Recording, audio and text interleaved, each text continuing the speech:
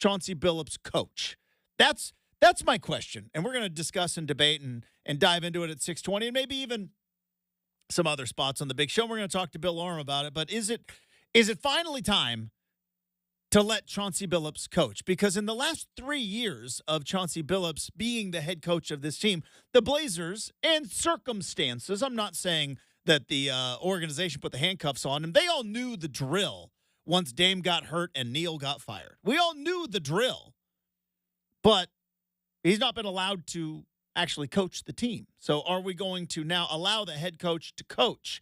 What other moves are going to happen for the Blazers? Are the Blazers out of the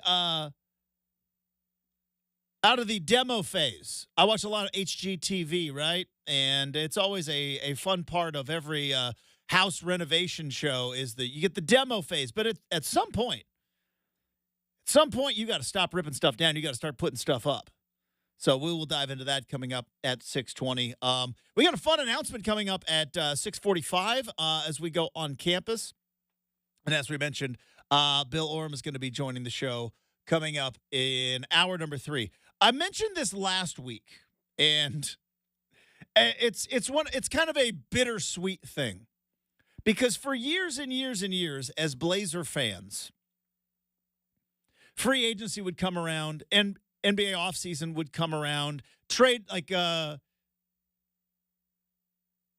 you could actually start negotiating. What is it, the tampering period? Or am I thinking of the NFL? There's like that's NBA. They got the tampering period. And remember for years and years and years when Damian Lillard was here, remember that guy? It was a year ago.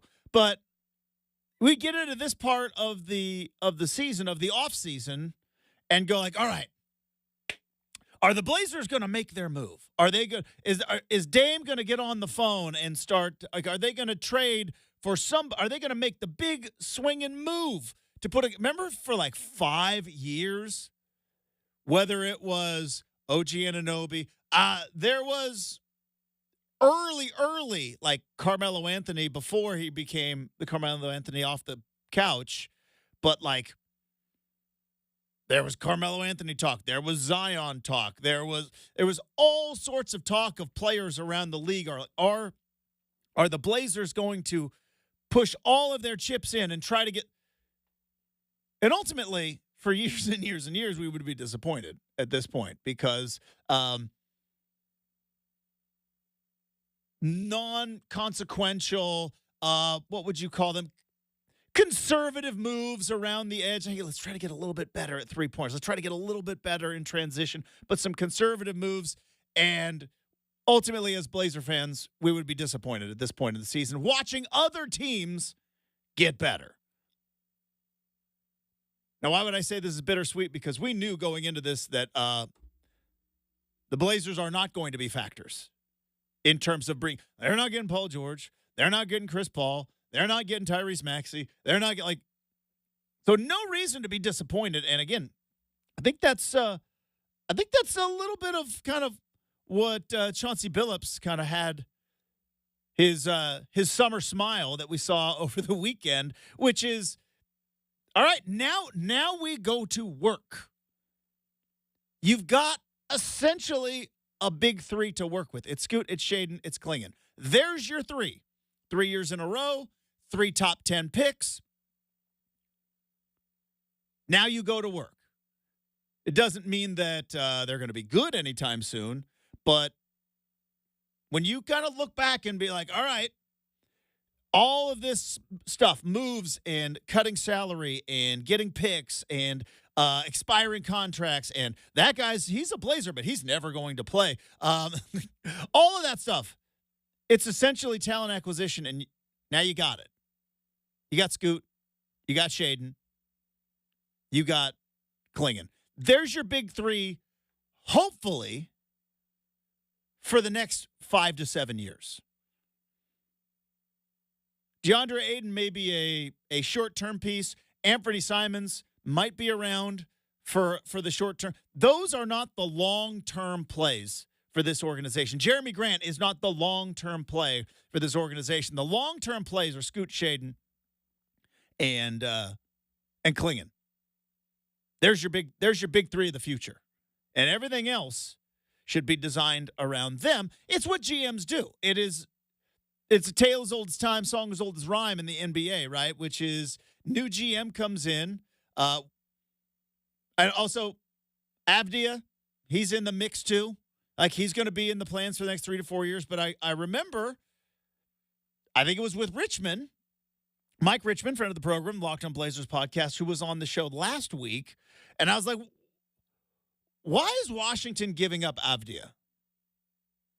That guy is what every single NBA team wants, which is 6'9", shoots over 30%, very attractive deal. Right? Look at some of the numbers that some of these guys, journeyman players, are signing for right now.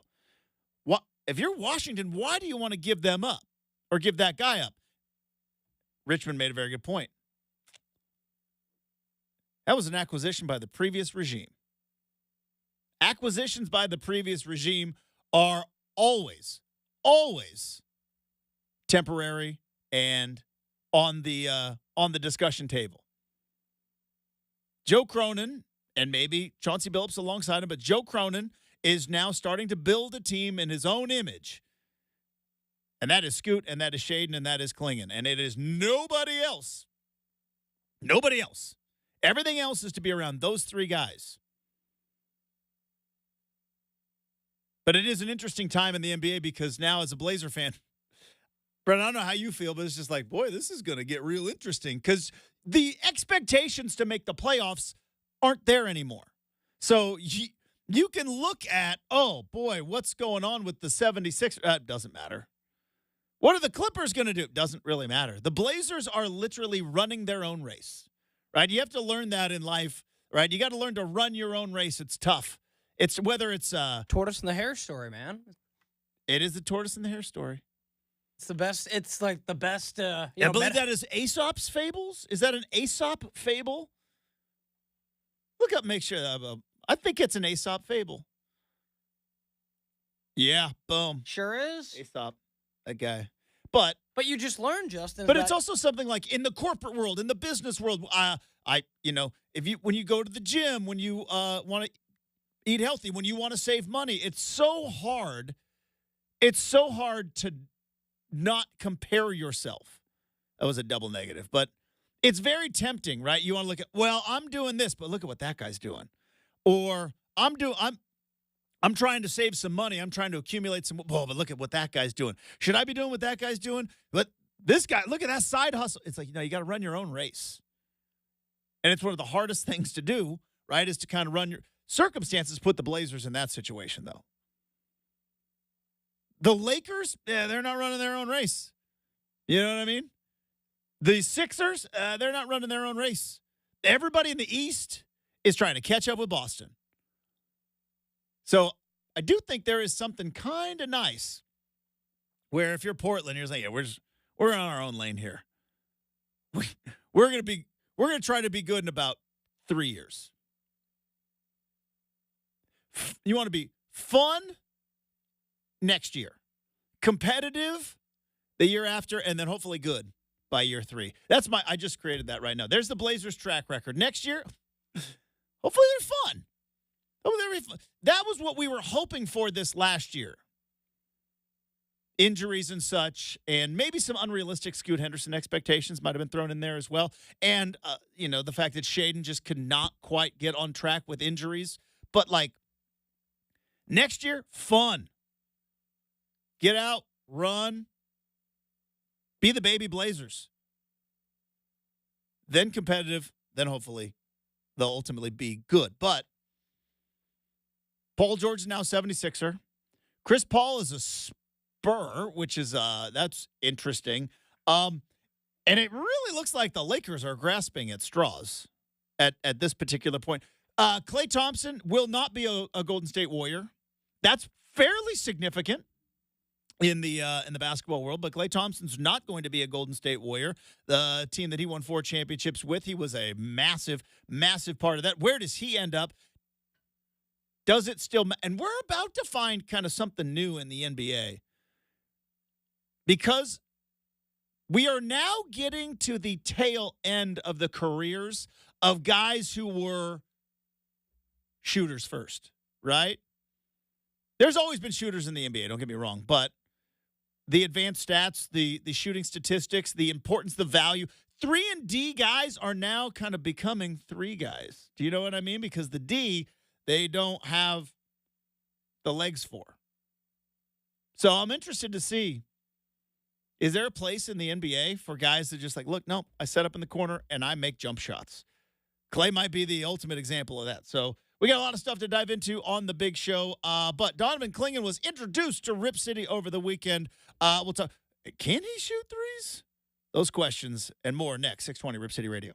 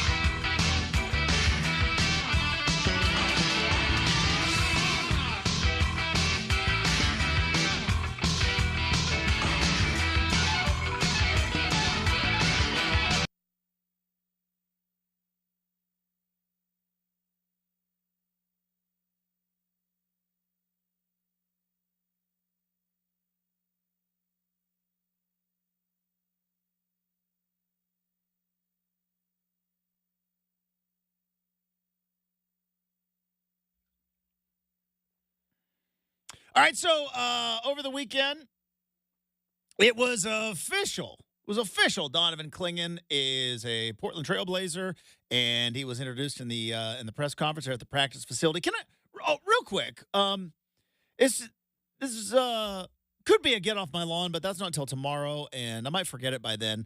Now that the NBA draft has come and gone, and there's certainly a lot of criticisms about the NBA draft, and it's not a good television product. They didn't do a very good job with the NBA draft putting the right people on the panel.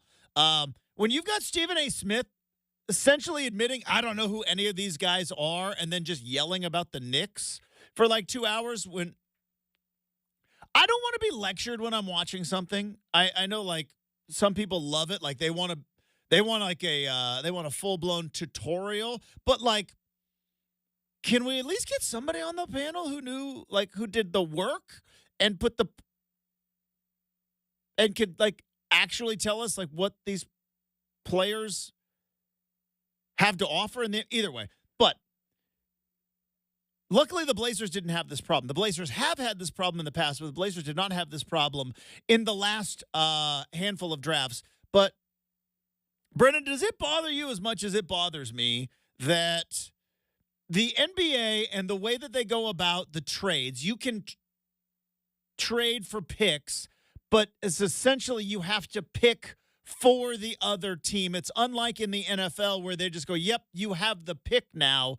And so they make these guys, these players who are accomplishing their dream, right? They're accomplishing their dream like for years and years and years, getting up, going to the gym, travel ball, all that stuff. Now, congratulations, son. You are in the NBA. Wear a hat of a team that you're never going to play for.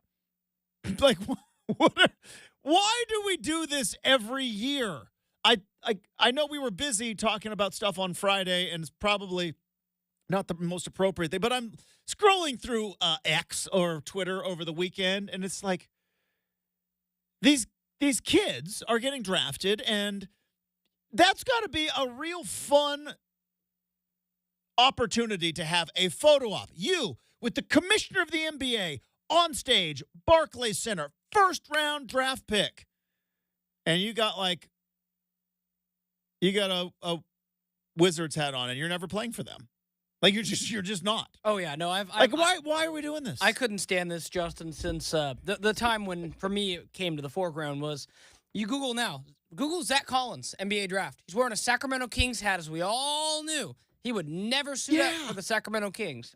So yes, I'm totally with you there. I think it's silly. It's so easy to fix. Or better yet, the fact that all of us, or maybe we just get rid of the hats altogether. Be, I mean, they're basketball players, for crying out loud. Yeah, maybe we get rid of the hats altogether. Exactly. But like all of us, Justin, whether it's you, me, and I understand kind of, but like the fact that Joe Cronin, Chauncey Billups can't talk about the Avdia trade. Yeah. When everybody in the NBA knows it's happened. Like, it's like that part's like annoying. It's like, oh, it can't be completed until the new year league deal. And save me all that, Justin. Save it. But that's today, right? No, that trade can't happen until July 6th, actually. So okay. Yeah, like no real some CBA rule, I guess. We'll hear maybe from them at Summer League. We'll hear about one of the newest acquisitions. But yeah, it's just like,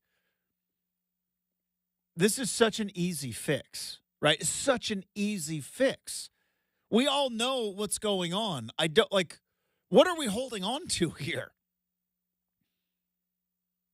I don't know. I just feel like, I guess you're a first-round draft pick. You're guaranteed slot money. You just became a millionaire. Who cares what hat you're wearing? I guess there's that. But I just I don't know. I just think of at some point, you're going to tell your kids or your grandkids, hey, Grandpa Zach, you played for the Kings? No. I was drafted by the Blazers through the Kings. Then I had some injury issues, and then I went to Sacramento, and I won 3 titles with Wemby, because that's going to happen. Anyways, got that off my chest. So we heard from Clingan. He luckily got we heard from him earlier because he did he put the Blazer hat on, got the cell phone, gave us the, hey, Rip City. Somebody told him about Rip City. That's always good. where is that in the okay, congratulations, you are a Blazer. You need to learn about Rip City. It's a 15-minute you've worked in corporate America, where like you have to go and sit through like the presentation.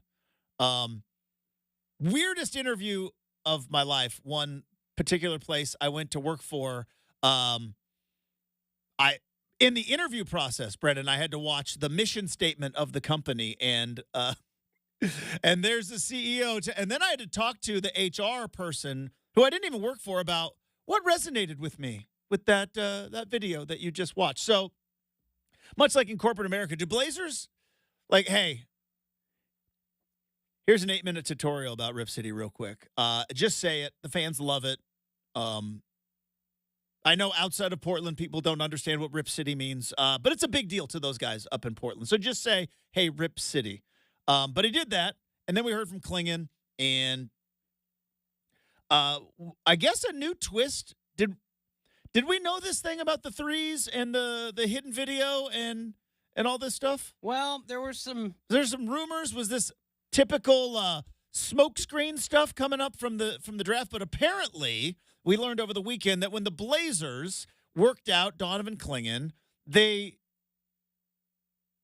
kept his draft workout video under wraps, because usually we'll see those videos, right? Video was not dropped until after they drafted him. And apparently in that video, they showed Donovan Clingan. Now, again, it's in a gym with no defense against air, but the video shows a 7'3" dude knocking down threes left and right, like 15 in a row.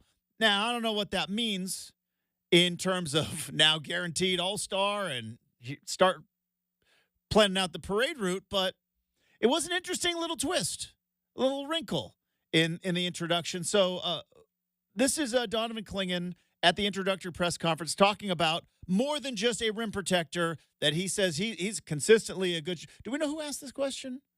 You know what?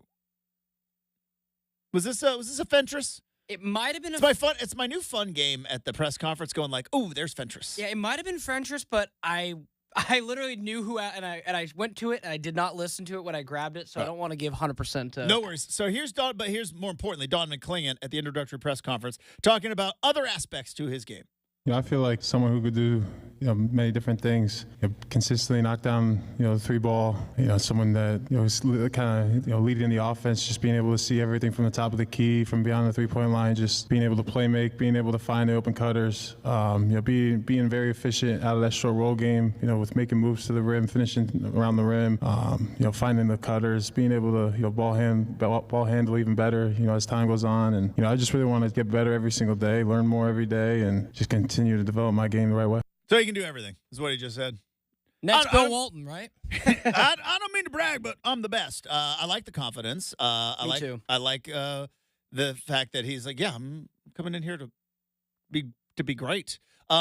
So these are questions that I have. These are questions that just pop into my head, because it's the famous story, and it's kind of the old joke. Brenden, do you know the only person in basketball that could keep Michael Jordan under 20 points a game? Is this a trick question? Trick question. Yeah, nobody. The answer is Dean Smith. Oh. Dean Smith was his college coach, put the handcuffs on him, right? Because they would run 4 corners. They would run the timeout. And that was the old joke. It's like, hey, who in basketball would keep Michael Jordan under 20 points a game? Dean Smith. And we've seen it a couple of times where, and Dean Smith, by the way, multiple national champion, Hall of Fame coach, knew what he was doing. This is not a criticism about Dan Hurley, what I'm about to talk about. But we've seen it before in the past where certain guys get into college basketball systems, and those college basketball coaches go, that's great. When you go to the NBA, feel free to explore your offenses. While you're here, get your big butt down to the block. You're 7'3". We are trying to win a national championship. We don't have 82 games for you to get a usage rating or up your true shooting percentage or whatever. Right now, Donovan, what we need you to do is we need you to get your 7'3", big behind, down near the rim and block all the shots. Grab all the rebounds, and you know what? Make a lay-in or two.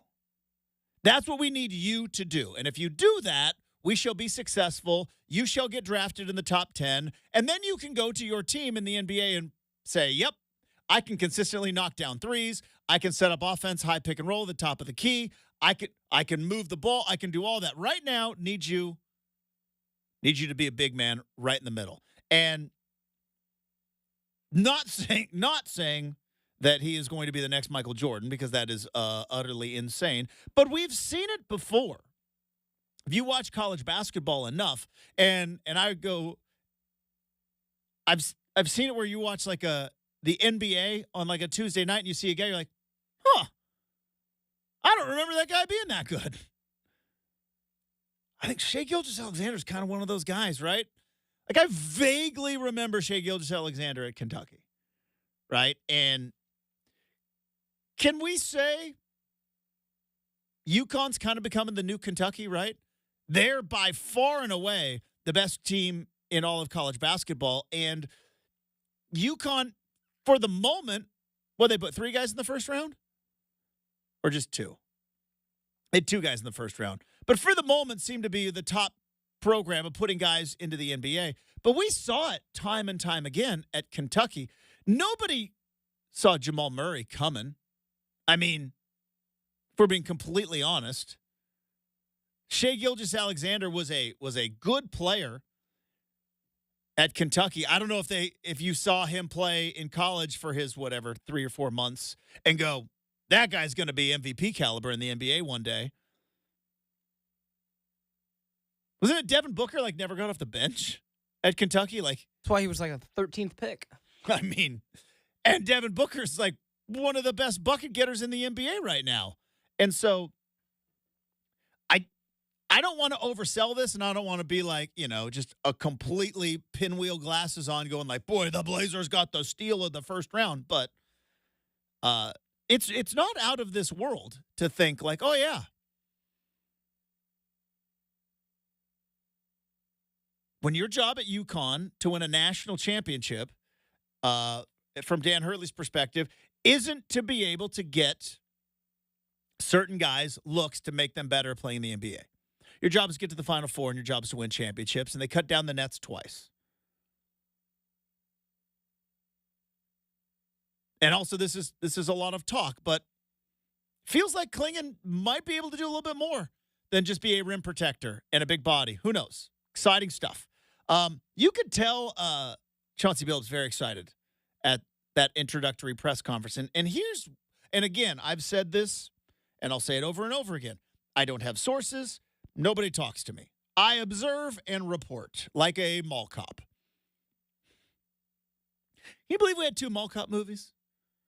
There's Paul. Only one hits, but there was Paul Blart Mall Cop, and then there was Observe and Report, and it was do we really need 2 mall cop movies? Anyways, I observe. There's only room for one, Justin. I know. It's actually a very passionate topic of mine. But really, no, the Paul Blart Mall Cop movie. It's one of those. I don't even want to say guilty pleasure, but movies you hate to love kind of a thing. I know. I have multiple. That's like a family movie of ours. I've never seen it. Paul Blart, and I've never seen Observe and Report. So there you go. You refuse. I'm all in on Kevin to James, the soil, man. to the Paul Blart game. Kevin James is my guy, but no. Anywho, continue on, please. Well, I am here to observe and report. And again, I don't know Chauncey Billups at all. Would love to have him on the show. He's more than welcome to come on the show. Trust me, it'll be a cupcake. I don't ask hard questions, but you see a different attitude with him. Now, maybe that's just summer. Maybe that's just they haven't played a game since April, and he got and after that, it was evaluation, it was workouts, and maybe he finally got a couple of days down in Cabo. I don't know, but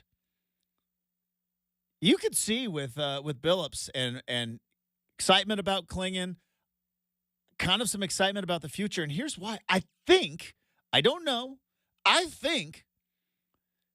Chauncey Billups is actually going to get to coach now. All the rumors of him and the Blazers and their potential split up, those are done. JB Bickerstaff's the coach of the Detroit Pistons now. So those are done. He's got a staff, hired a couple of guys there. And he knew the drill from when Dame got injured and Neal got fired. And knew that it was going to be probably a longer process than the rest of us did, but he knew the drill from 3 years ago when it was like, yeah, got a tank, then another tank, trade away Dame. And this last year, I called it the hybrid tank because I know that there were massive, massive amounts of injuries with this Blazer team, but they were being very extra cautious. They couldn't play Malcolm Brogdon, who would even have a hint of discomfort. Why? Because that guy gets hurt, you can't trade him. And then you don't have Abdi on your team. And that's kind of the guy you wanted. There were so many guys that couldn't play, wouldn't play because that would make you better. You could potentially get somebody hurt. That could be a potential trade asset that is now worthless. And you were still in that high worrying about the future, worrying like hopefully heading into this next year. There's always going to be moves that are going to be made. There's always improvements to the roster that needs to happen. But hopefully this year, the Blazers will let Chauncey Billups coach. And you will put out a roster where you go like, hey, we would like all of you to try hard, play hard, and try to win. You're not going to. But we'd like you to try hard and play hard and win. And I don't know if you could say that with a straight face under oath the last 3 years. Was Chauncey Billups actually coaching to win? Especially in the latter. It's like, no. The tank was on. Anybody that had the ability to get buckets was injured, shut down. So maybe the Blazers, even though it's going to be a long uphill battle and it is still a rebuild, hopefully they're starting the building stage of this rebuild and actually going to let Chauncey Billups coach and actually let these guys play and play through some adversity and put out some interesting rosters. Now, also, Brenden, didn't Chauncey Billups say he's willing to do anything? He might play DeAndre Ayton and Clingan at the same time. He might have 2 7-footers out there. Hey, I mean, he listed all the pairings, man. Cleveland, Minnesota, now Memphis with Zach Edey and Triple J. Yeah, I mean, the NBA is getting bigger, not smaller, Justin. So why not? Try it. It is so funny. Well, I guess, one, it was a lack of resources, but when you think about evaluation and scouting and financial decisions and first apron and second apron, two of the biggest stats that we have that are maybe the most impactful in the last, 10 years of NBA basketball, which is amazing that it took it all. 3 is more than 2. So shoot more threes. And, it turns out that basket's 10 feet in the air. So the taller you are, the better. I mean, that's that what it comes down to? 3 is more than 2, and how tall are you? But it'll be interesting to see, one, is DeAndre Ayton going to be a Blazer? How long is he going to be a Blazer? How much more moves does Joe Cronin have in his back pocket? Now, you said the Klay Thompson deal might ultimately, because there's talk and whispers about the Lakers and Jeremy Grant. Lakers might try to get in on the Klay Thompson sweepstakes. If that doesn't happen, if he goes to Dallas, the Lakers might get in on the Jeremy Grant thing. If Klay doesn't go to Dallas, is Jeremy Grant to Dallas still a thing? Because that was the last one we heard, right? Was that the Mavericks were very interested in Jeremy Grant. I think he'll have interest from across the league, Justin. You look at what's going on now, and the Blazers might be, preparing to fight a bidding war where you see all these other teams that are getting better. Like now, it really is kind of like an arms race of sorts, and the Blazers don't have any need to have, veteran arms, so to speak. You know what I mean? It's going to be interesting to see what happens with Grant, what happens with Aiden. We're going to talk with Bill Oram. That's going to be coming up in hour number 3. We are going to shift gears because it is now our countdown to kickoff. Fun announcements, more college football stuff as we go on campus next. 620 Rip City Radio.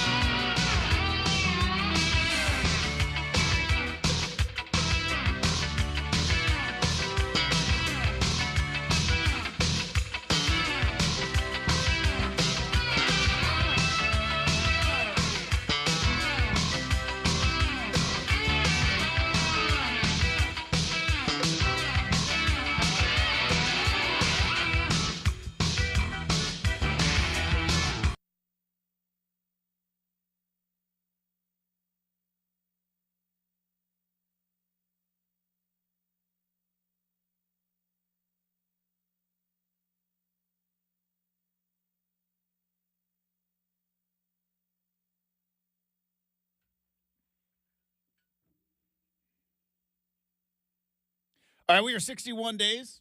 61 days till college football kickoff of 2024.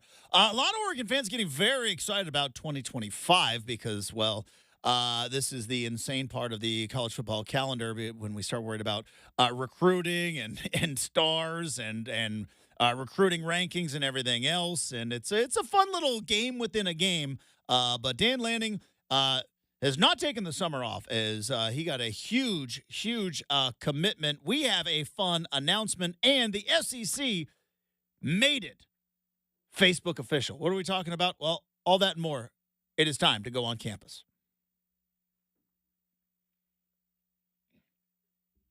All right, let's start with the fun announcement because, as I mentioned, we are 61 days till college football kickoff. But in the summer, obviously, there are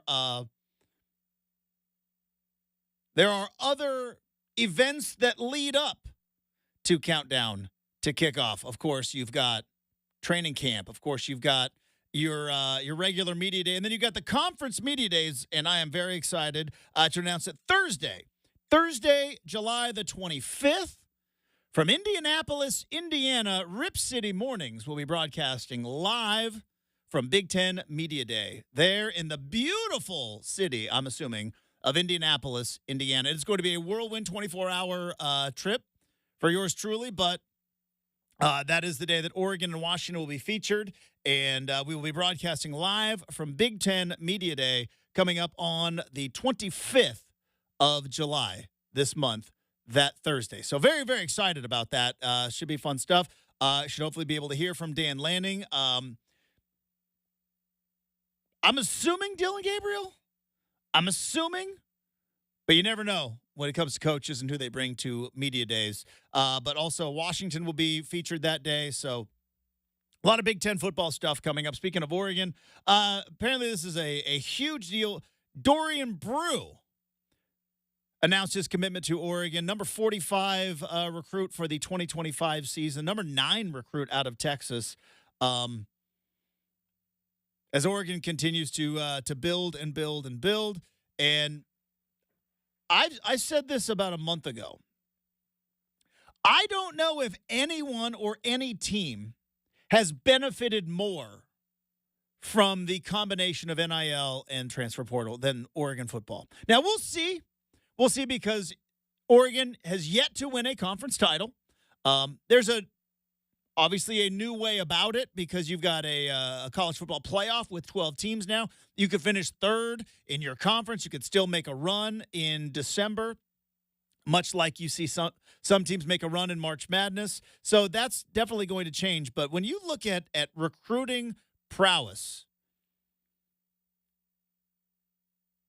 nobody has benefited more than Oregon from the new world order of college football. Because, sure, Alabama, LSU, Georgia, Texas, like those, but see, those schools for years and years and years have always recruited in a top 5 and a top 10. Those schools, as you know, have massive amounts of 5-star talent just surrounding them. Let's go look at high school football in the state of Georgia. Go look at high school football in the state of Florida. Go look at high school football in the state of Texas. It's such a big deal. They made multiple movies about it and an awesome TV show. They didn't make a TV show about Oregon high school football. Do you imagine the Oregon Friday Night Lights? Friday Night Lights, Oregon version. Yeah, we're going to play on Thursday because we don't have enough referees. So we have to play Thursday games. Maybe like a coach would lose a game. You go, all right, I'm packing up my family. No, coach, don't. No, it's okay. Now, you're good. You're got job good. security. We don't fire you. Did the kids have fun? Like, do we put for sale signs in your front yard? No. Okay, nah. got it. I don't even know where you live. Exactly. Will you please just not quit? Very different. Treat everyone with respect and don't quit. Don't run the players in the heat. Stuff like we don't have heat to run players right, in. Well, I guess it's right. going to get hot this weekend. No more daily doubles either. Do they not do that anymore? Well, they don't do it in college, so I don't think they do it in high school either. I don't think there's daily double. I think that's a past generation. Can I say something? You as did, a you as- did daily I doubles. did, Oh, yeah. did triples. We did 3 practices. Definitely not triples. We Then did 3 practices a day. Can I tell you something though? But you are here. You're alive. Dumbest thing we ever did. Everybody in my generation wants to be like, oh, we're tougher. It's like, no, I remember looking back, that was so dumb. We did not need 4 hours of practice. We didn't. That was just inefficiency and being out of shape. It was it was what you did. Oh, you play high school football? Daily doubles. It's like, why? When we start basketball season, we don't do daily doubles. We just do 1 practice a day. We're pretty good at basketball. Baseball, same thing. Anyways. Other college football news and notes. The SEC has made it, what do the kids call it now? Back in my day, it was called FBO, Facebook Official, right? Where you would go to your Facebook page and you would click from single or to in a relationship, and you would make it Facebook Official. I guess it's Instagram Official now. So the SEC and Texas and Oklahoma, they made it Instagram official, Twitter official, whatever you want to call it, because the SEC and their official Twitter account basically tweeted out a welcome to the conference, Texas and Oklahoma.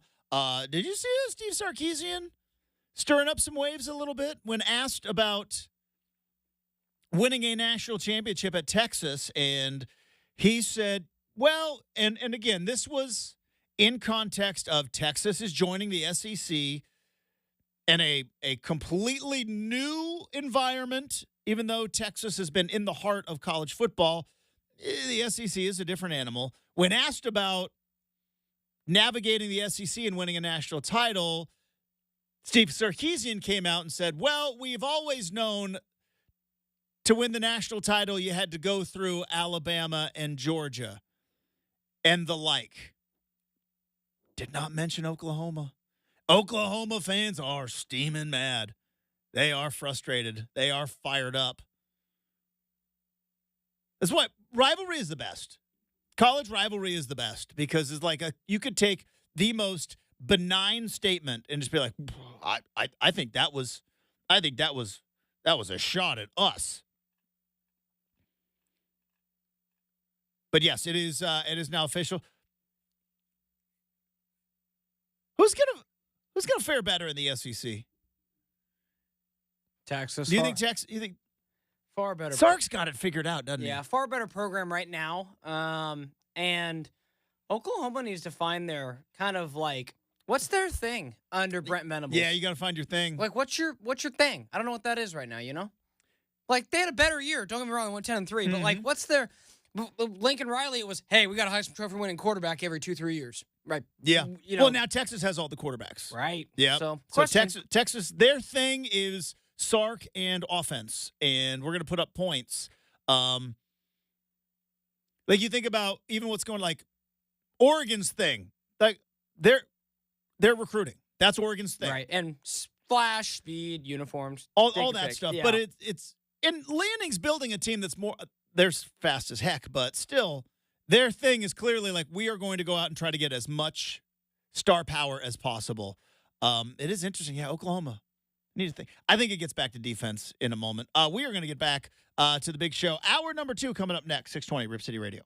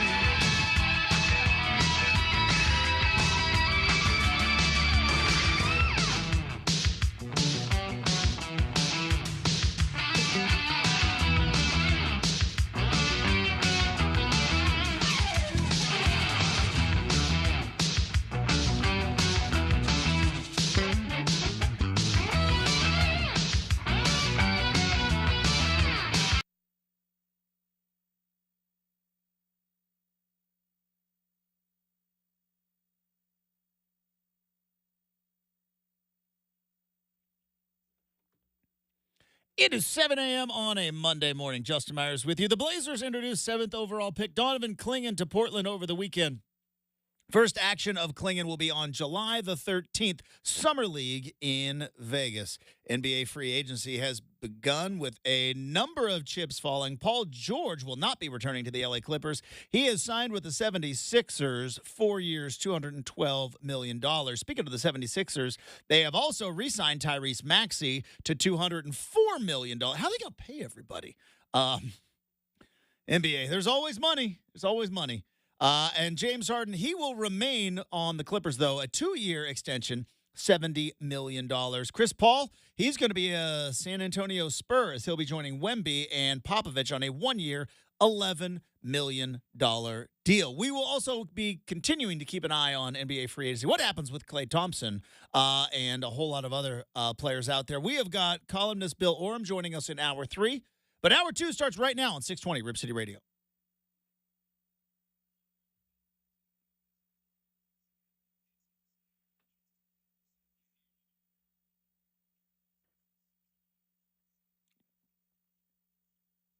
Hey, welcome back to Rip City Mornings, everybody. Coming up, we have Make or Miss in about 20 minutes. We've also got some stuff we saw on the internet. It is Bobby Bonilla Day. It's Bobby Bonilla Day. We're going to coming up in 45 minutes. It's my favorite thing. It's my favorite thing of the summer. It's the perfect story. It's the if you could just say, hey, what is a fun sports story early part of July? Bobby Bonilla Day. So we're going to talk about that coming up in 45 minutes. Fun twist on that with Make or Miss, Justin. There may be not specifically that, but in a roundabout way, the Blazers may have had a Bobby Bonilla of their own recently that Interesting. is worth checking into. So stay tuned for Make or Miss for that. Okay. I'm looking forward to that. And then we have Bill Oram joining us coming up in hour number 3. I saw this over the weekend. Not good for ESPN. It's going to be interesting to see if the trend continues. 10 years ago, we all remember 2014, right? 10 years ago, ESPN was in roughly 100 million homes. That's according to Nielsen estimates. 100 million homes across the country. ESPN was a staple. You had cable. ESPN was part of every cable package. ESPN, ESPN2, 100 million homes. Then, over the last 10 years, we heard of this term, cord cutting. It's Netflix's fault. And people started to realize, mostly millennials, Gen Zers, again, not a criticism, an observation, that just we kind of like what we like, and we don't want to pay for all your extra stuff. Keep in mind, this is the generation. Hamburgers with nothing on them. They get to pick what they want out of the lunchroom, and they did that with cable, which is we don't pay for stuff that we don't like. Like, I don't watch the Oprah network. Why am I paying for it? So now that cord cutting has become a thing, less and less people are watching ESPN. Latest estimate, Brenden, care to venture a guess from 100 million 10 years ago to where ESPN is currently in homes in America? There's only 300 some million people in America. About 75 are kids. I'm going to go with 200. They're in 68 million homes. Okay, so less. Wow. Yeah, wow. Far, far less. So Just interesting. I thought there'd be more cable hangovers, but maybe it's starting quicker than I think. So this is why I brought it up, because there's this ESPN thing, which obviously ESPN doesn't run every sports program, but it's been a part of our life. Like, ESPN launched, I want to say, the day after I was born. I was born on September 6th. ESPN launched on September 7th. Like, me and ESPN were the same age. And for a long, long time, if you were a sports fan and, nothing was on, you could always just, I'll pop it on ESPN. Something will be on. And now we're seeing less and less homes that have ESPN even anywhere close. Like, that's a 38 million household drop in the last 10 years. So between that and what we're seeing going on with Sunday Ticket, by the way, you see those checks are going to start heading out here pretty soon. You get about like $2,000, I think. Some people are going to get up to $2,000 because of the Sunday Ticket lawsuit. Well, I don't know if the checks are going to be headed out anytime soon, but that's what the settlement is. But Sunday Ticket's going to get disrupted. Outside of the NFL, I'm almost positive that the biggest sport on TV is college football. Now, I've talked about it for years and years on this show, months and months, like always complaining. Don't forget the secret sauce, right? Why is college football so special? And I've always believed the reason why college football is so special and ultimately the demise of the Pac-12 is there was never a Saturday ticket because there was never a need for it. You know what I mean? When has there ever been a major college football game that if you had the most basic of basic TV packages, you weren't going to get? Well, unless it's on Pac-12 Network. But Sunday Ticket's going to get disrupted. You are going to see college football, I believe, go more and more to the power of the SEC and the Big Ten. And I'm not saying next year. I'm not saying 3 years. I'm not even saying 5 years. But if we start looking into the future, Justin, how long before Netflix, Amazon, Apple, those are the companies that have all the money, right? These cable companies, these broadcast networks. Brenden, you watch the numbers? You watch the stocks? I don't. But like, Disney ain't what it used to be. No, you know what I mean? Yeah. It's lost some of its power for sure. But you know what is? Amazon, because we're so lazy, we're not going to go shopping for ourselves. Amazon keeps gaining traction. Apple, nobody's getting rid of their iPhone. You going to green text messages, Justin? Because I'm not. I ain't going to green text messages. Yeah. So see, that's 2 customers for life, right there. And then here's the other thing, which again, much like ESPN did back in the 80s, because what did you do if you ran a sports bar back in the 80s? Well, you got cable, you put on ESPN, you left it on there, right? Before satellite and everything else, you ran a sports bar back in the 80s, you got a TV, you put it on ESPN, and it was just, sports was going to be on. It's kind of the same mentality of like, how do you watch TV now? Well, I know I got to have Netflix, right?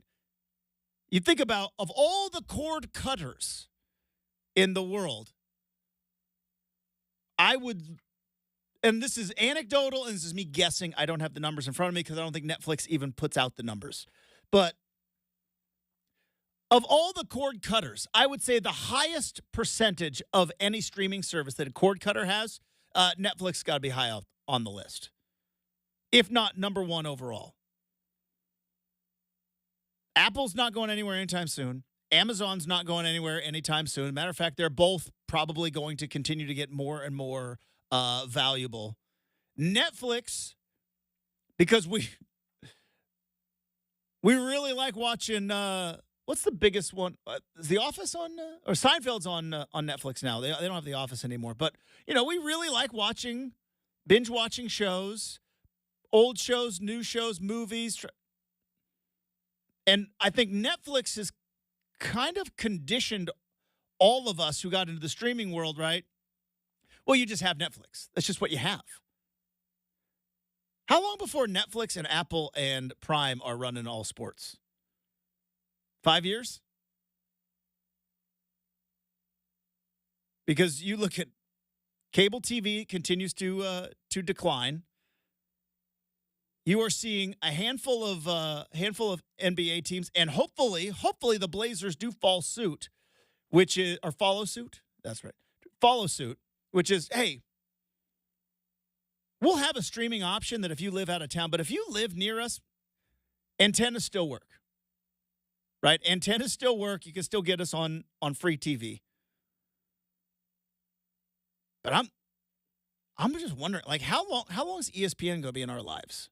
I mean, probably always will to some degree, but They might. Well, how long is ESPN going to be in our? If we ever get to the point, right, where they can get. And by the way, we mentioned all these things with sports. Didn't even mention, the whole Live Golf thing, and who's funding them, and they seem to be very interested also in live sports. How long before ESPN gets outbid by like Apple? Apple just goes in and says, "Yeah, I think we want the NBA." Yeah, I think what's more likely there, Justin, is one day Disney decides to dump ESPN to one of those companies. Yeah. They go, hey, Apple, you want to take on the four-letter network, at Amazon? And would that really be that big of a stretch if we just woke up tomorrow and said Disney's moving ESPN to Amazon? We'd all be like, that tracks, right? Okay. I mean, so how do I get to ESPN? I go to Amazon? I go to Prime Video yeah. now? But I think they kind of sneaky did that to us. I don't know about you, because I pay for all the streaming and I pay for cable. All right, I pay too much. All right, too much. Just paid the bill. It's the first of the month. I pay too much. But I don't know. I noticed, like, they sneaky did that with Max, right? It used to be HBO Max, and then it was the Max app. And then all of a sudden, like, wait, I'm watching all my NBA playoffs on Max. I didn't think about it. I just knew that, I would go there, and that's where other than the ESPN games, then those ones I would watch on the ESPN app because I pay for that too. So yeah, I mean, I didn't even think about that. You just take ESPN and all of a sudden Apple TV Plus, you go to that and you go, all right, so I will go to Ted Lasso's over. The morning show? No, ESPN. I'm going to go there. And I'll watch all my live sports. But yeah, 38 million less homes than 10 years ago for ESPN. And I think pay attention to what happens with Sunday Ticket. Because if Sunday Ticket ultimately becomes affordable and we start watching the NFL, on on-demand streaming Netflix type model, to me that's the first domino to fall. All right, coming up next, we have got Make or Miss. Bill Oram joining us in hour 3. Stuff we saw on the internet, but Make or Miss is next. 620 Rip City Radio.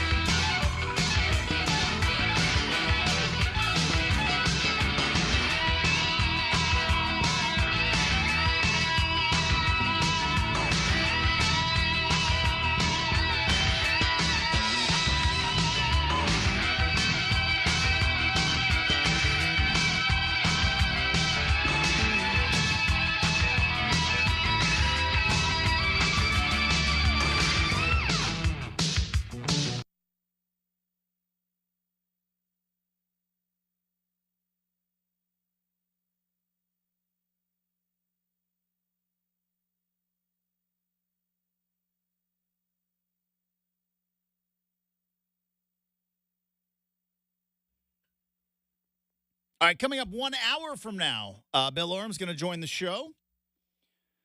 Get his thoughts on now official Donovan Clingan, not official yet, but Denny Abdia joining the Blazers, and who shall be their teammates?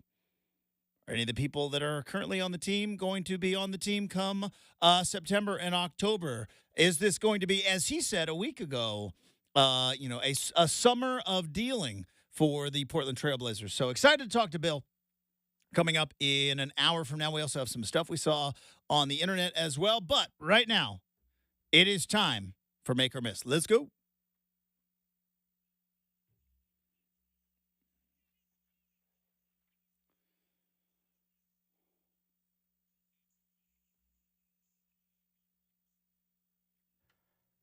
All right, firing up Make or Miss here on a Monday, Justin, in honor of it being Bobby Bonilla Day. Yes, more on that coming up in about 20 minutes. Toast to glass. Blazer front office. The ghost of Alan Crabb is finally gone. So some context with this, Justin, is back. This was only back to 2016, correct? 17. 2017. Summer of 2017. So after the Blazers saw a year of Alan Crabb playing at max contract off the bench, that they didn't like what they saw. They traded him to the Brooklyn Nets and got back one Andrew Nicholson. Okay, so but let's go before that real quick. If I'm not mistaken, he was Alan Crabb was a restricted free agent, Correct. And did the Nets offer him Basically a max? It was deal? like almost $20 million, which for back then was kind of a max. It was a whole and so the Blazers essentially had to sign him to the term sheet or let him walk. So that's how he ultimately got that $20 million coming off the bench. And he played well that year in his contract year. Played very well for the team, right? Thought he could be the next. He played well in a contract year? All right. Oh, that's not the first interesting. Blazer to do that. Weird.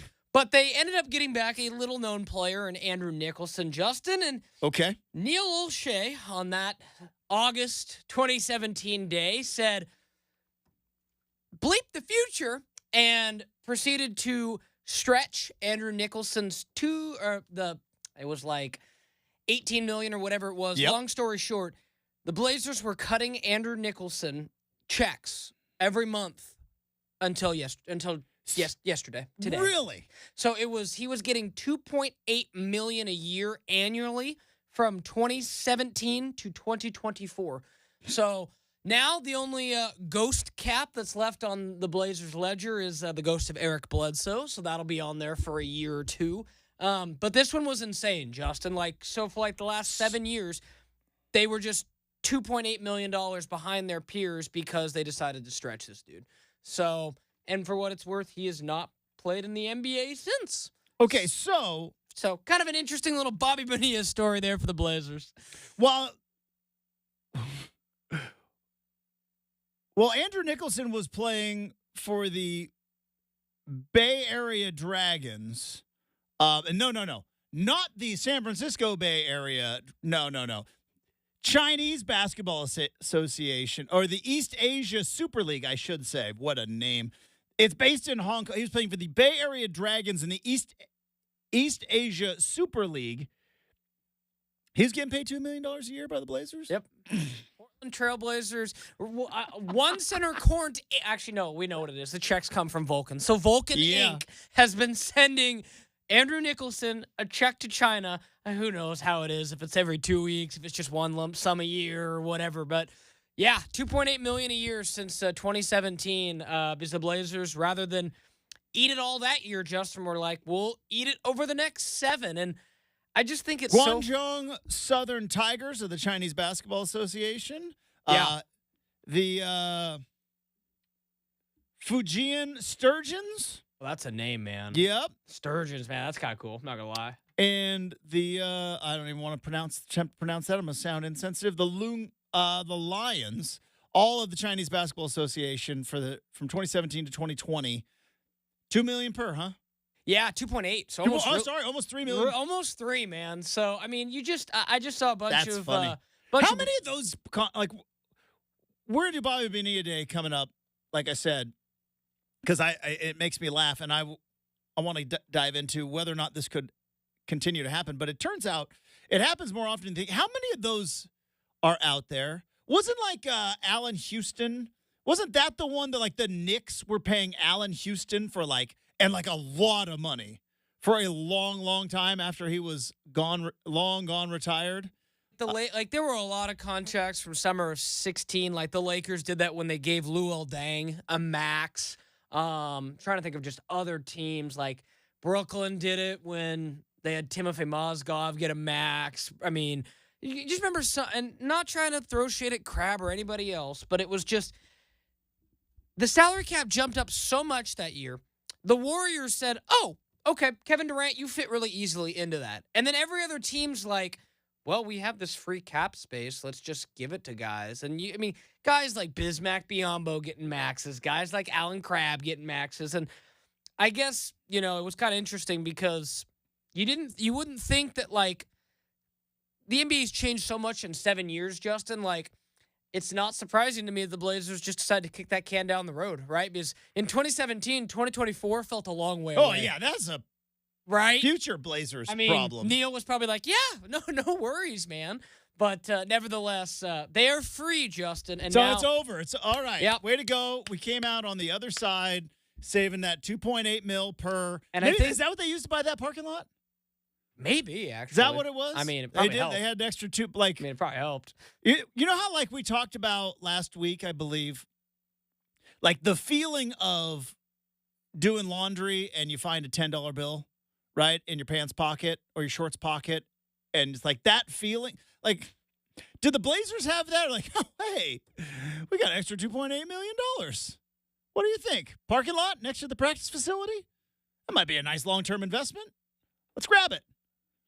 Justin, some breaking news from Woj. Not quite the Blazer tweet I was expecting. Okay. Justin Manyaya come back on a 2-way deal. Oh, That was some breaking news, right? Welcome back to Rip City.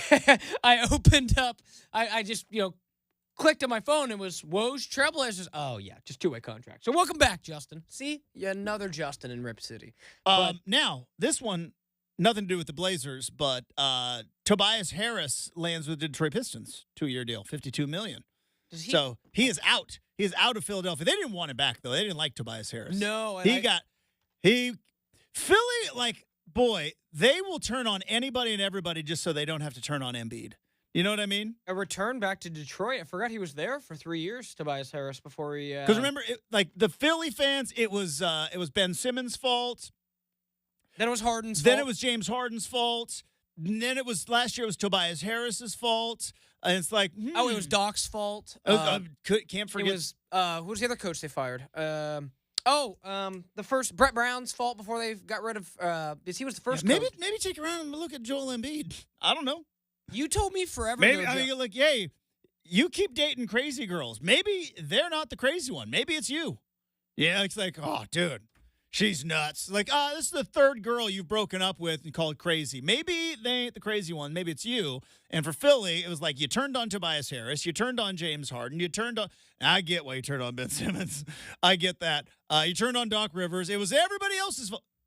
Maybe it's Joel Embiid's fault. Yeah, I don't know. Or maybe you have insane expectations because you expect to win the NBA championship every year. Yeah, I mean, it's true. The expectations are insane. And for whatever reason, Justin, and maybe enough time will fix it, I just look at Philly, and I just remember when James Harden was in China, called Daryl Morey a liar? like I do. Credit to Daryl Morey because, you think about when he came in, Justin, to where they are now, it's like, yeah, having, Maxey, Paul George now, like, they rebuilt and, he's known for building star teams, and that looks like a star team on the up and coming. But, like, just the fact that, like, even his guy in James Harden lasted there, like a year? Was it like a year and a half, if that? So Philly's brutal to those that they do not accept. I'll say that. In the spirit of this is free agency is kind of fun to watch because the Blazers have no realistic expectations to win for the next couple of years, or at least to be competitive in the playoffs. It's kind of fun watching this seems like a sneaky big move. Isaiah Hartenstein's going to Oklahoma City. That's a nice move for them, right? Am I biased because I know Isaiah Hartenstein's dad is Flo Hartenstein, who was an Oregon Duck and that Isaiah Hartenstein was born here in Eugene. Maybe I'm a bit biased, but like, this is sneaky good. He's backup center to Chet, probably. No, they'll probably play them both together. They might move. Yeah. They might play them both together. Maybe he's backup. Lots of options there. But OKC needed a big man. 3-year, $87 million. Yeah, Isaiah I mean, the Hartenstein. Knicks, I know the Knicks were upset to lose him, right? They pretty much spent everything else this offseason, got everything else they wanted. Played great ball, Justin. So credit to Flo Hartenstein, Isaiah Hartenstein. Good. That's a little bit more than Flo made, huh? Well, I don't know if Flo never really played in the NBA. It was a fun loving joke. It's like that's enough to support the family for a hot minute, right, Justin? I think so, yeah. So the Hartensteins are doing quite I think well. he played like pro ball in Germany, I think, where he's from. He's So from you're Germany. making, hundreds of thousands of sorts playing, maybe millions, who knows? But then you sign what, $55 million deal? Whew, life-changing money for the Hartenstein family. Yeah, I remember. So back then, Freddie Jones was, I think, like a sophomore. And it used to drive me nuts because Freddie Jones was so good at Oregon. And he would basically dribble past 3 defenders, have what looked to be an open dunk, dish it off to a wide open Flow. He would get fouled, brick 2 free throws, and then it would be wasted possession. It just feels like every possession of like 1996 Oregon or 1997 Oregon basketball. This is how I felt it went. But congratulations to the entire Hartenstein family. Wait, another Oregon guy doing good. We count him. He's one of ours. Born here. We count him. All right, what's next? Up next on the Make or Miss, let's see. Portland can use the Lakers' desperation to their advantage. All right, so the Lakers thought they were going to get whom? Clay. They thought they were going to get Clay. Clay looks like he wants to go to Dallas. Yeah, that's what it looks like. Like there was some early momentum, but now it seems like there's a little bit less momentum. And Lakers are just out star hunting in any way, shape, or form. And so so they're just trying. So who did they got? What's his name? Why can't I think of it? Chris. The guy they just paid? Yeah. Oh, Max Christie. Max Christie. I almost said Doug Christie, and I'm like, I know that's not true. Yeah, definitely not Doug. Definitely not. That wouldn't be surprising though if they signed Doug Christie, because but so they got him, and they're grasping at straws at this particular point. Yeah, basically, I think, you got AD, you got LeBron, you got Austin Reeves. Outside, and Bronny, obviously, is not tradable. Clearly you got Bronny. Who's We're going not to be the trading- next great I'm superstar talking about in the league. untouchable assets, Justin. You can't trade him away. Can't trade Bronny. But all that to say, like, I was telling Justin earlier, because there were some, I would just say, scuttlebutt rumors about Jeremy Grant maybe gaining some traction with the Lakers, and that the Blazers and Lakers may have been discussing some things yesterday. And, I was telling Justin, beyond the fact that Jeremy Grant makes a lot of money for for a team that's not probably going to win in a year or two, Jeremy Grant makes a lot of money.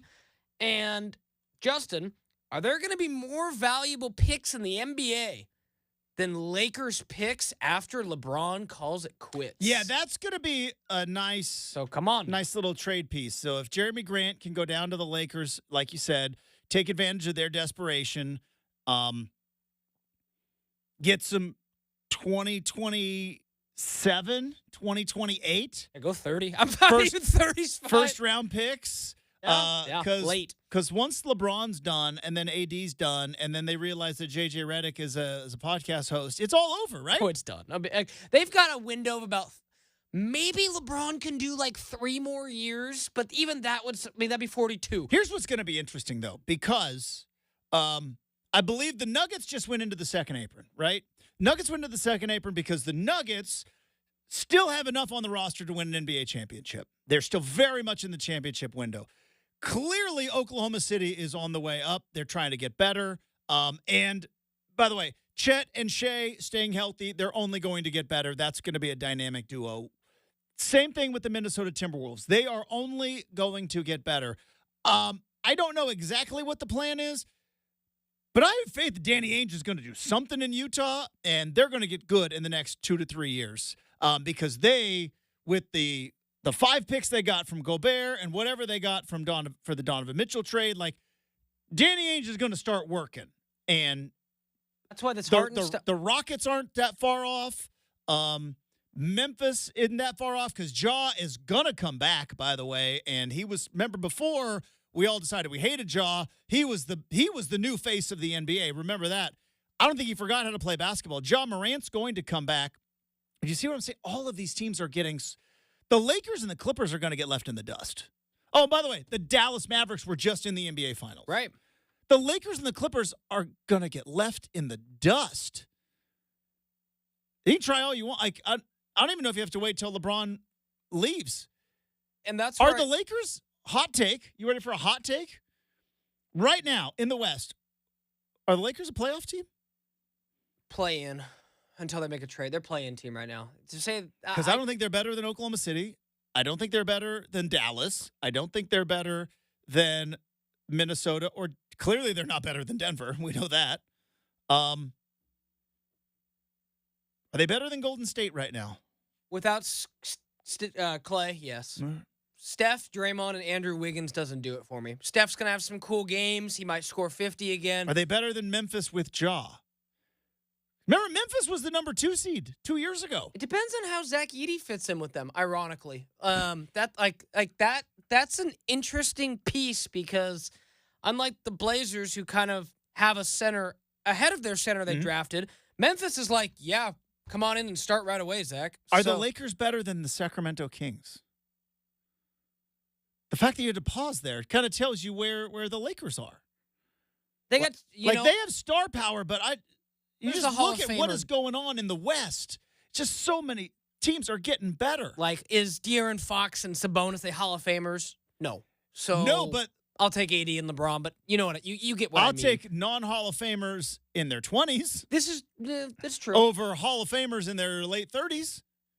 I mean, AD's only 31. He just seems older. Yeah, he does seem so old. I mean, that is kind of old. I'll get that. That's fair. Okay, can I tell you something? When you think LeBron, you told me that the Blazers were paying a guy who was in the East Asia Basketball League in Hong Kong. I did. Nearly $3 million last year. Yep. I thought that was going to be the stat of the day. Anthony Davis is 31 years of age. What'd you think he was, if you had to guess? I don't know. He just seems like, I guess he came into the league as a 19-year-old. Right. He's always like, it helps to come that into the with league the injuries and just the way he moves. But yeah, the fact, you're right. It makes sense because that's how time works.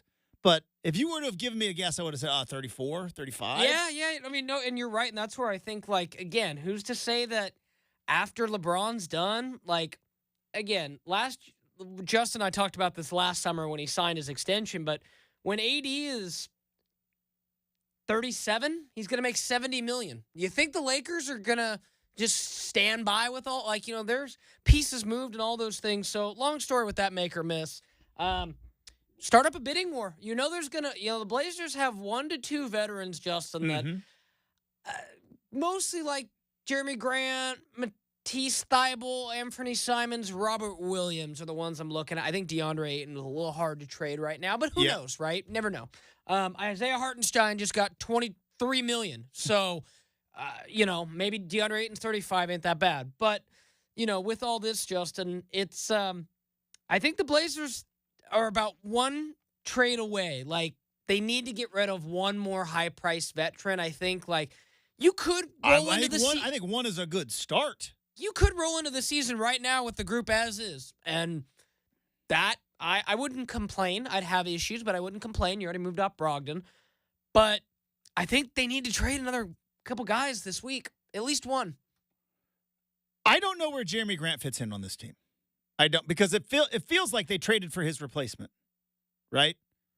Denny Avdia, keep flipping the V and the D, but Denny Avdia, that's Jeremy Grant's 6'9", 3-point shooter. That's what. Kind of. That's him. And cheaper. Way cheaper. And, rebuilding teams like cheapness. Yeah. So, and younger. Rebuilding teams like younger, cheaper, kind of the same productivity. I mean, who knows? All right, coming up next, stuff we saw on the internet. Deep dive. It's Bobby Bonilla Day. We'll talk about that next. 620 Rip City Radio.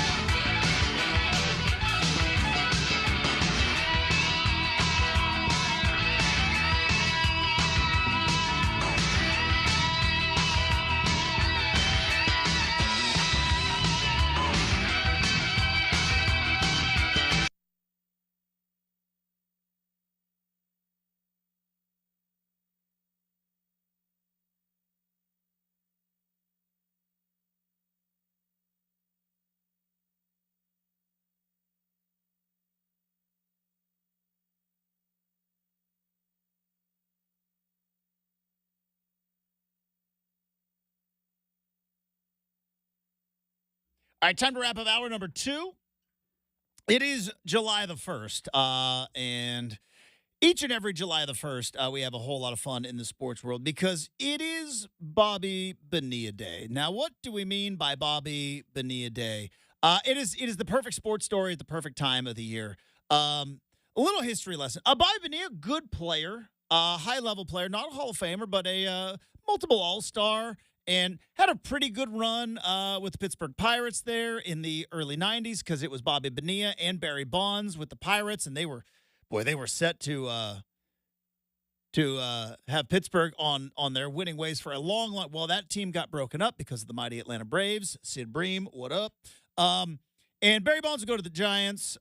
He would break a bunch of records, take a bunch of steroids. Bobby Bonilla would go to the Mets and do what you do in your later years, which is collect checks and not really put up the same amount of numbers. Well, in the year 2000, Bobby Bonilla had $5.9 million left on his contract with the New York Mets.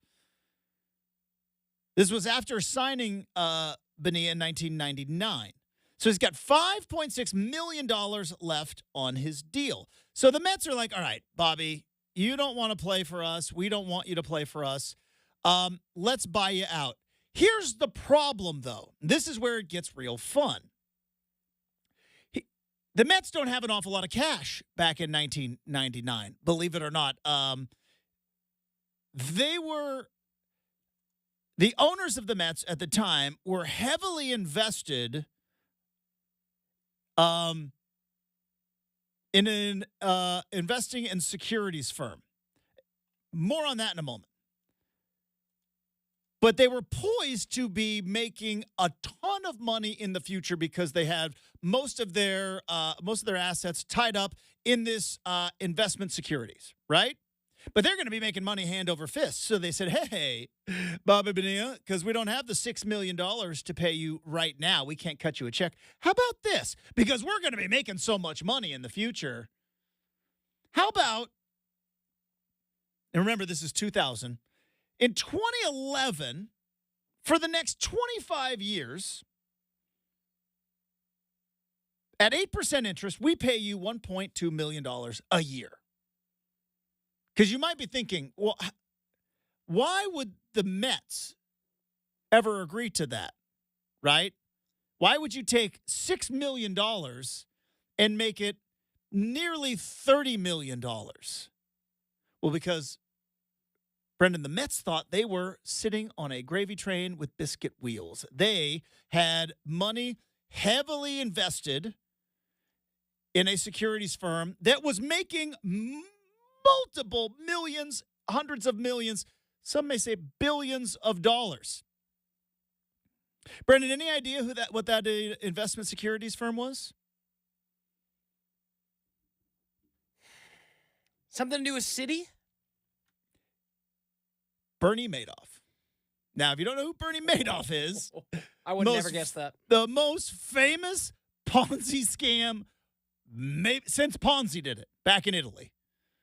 Yeah, the New York Mets were heavily invested in Bernie Madoff Investment Securities, a securities firm that was making,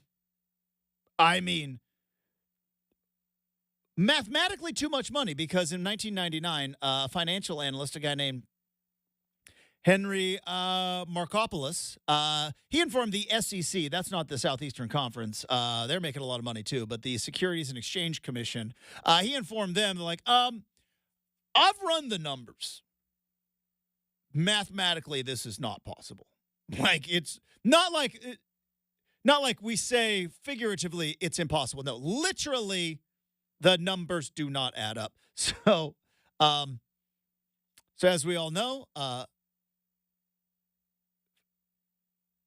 Bernie Madoff was busted.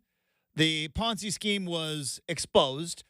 The Mets lost so much money and ultimately were forced to sell. Now, they made a lot of that money back, the previous ownership, when they sold to Steve Cohen, because I believe he bought them for like $6 billion. So they're doing okay.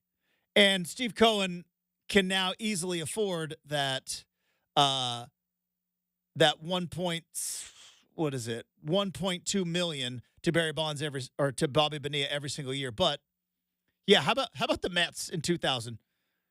Bobby, we want to buy you out. Great. Cut me a check, $5.9 million. About that.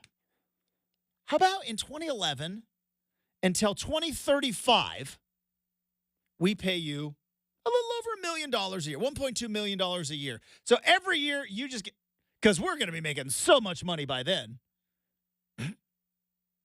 How do you plan on? Well, we're really invested in this Bernie Madoff guy, and he's going to make us so much money. Now, a couple of other notables on Bobby Bonilla Day, because he also has a second deferred contract with the Orioles. The Orioles pay him $500,000 a year for the next 25 years. Those payments began in 2004. Or excuse me, 2004. So 6 more years of making $500,000 every year from the Orioles. King Griffey Jr., this is the final year of King Griffey Jr. He was getting $3.6 million from the Reds every single year. That was deferred of his 9-year, $116 million deal. And obviously Shohei Ohtani has deferred $680 million of his $700 million contract. He will receive Shohei Ohtani will receive $68 million a year, every year, from 2034 to 2044. So in 2034, All right. when Shohei's just hanging, it's like, hey, Shohei, calendar, $68 million. Nice. Now, for fun, let's take a look at some current players in Major League Baseball right now, because this is where it gets real nuts.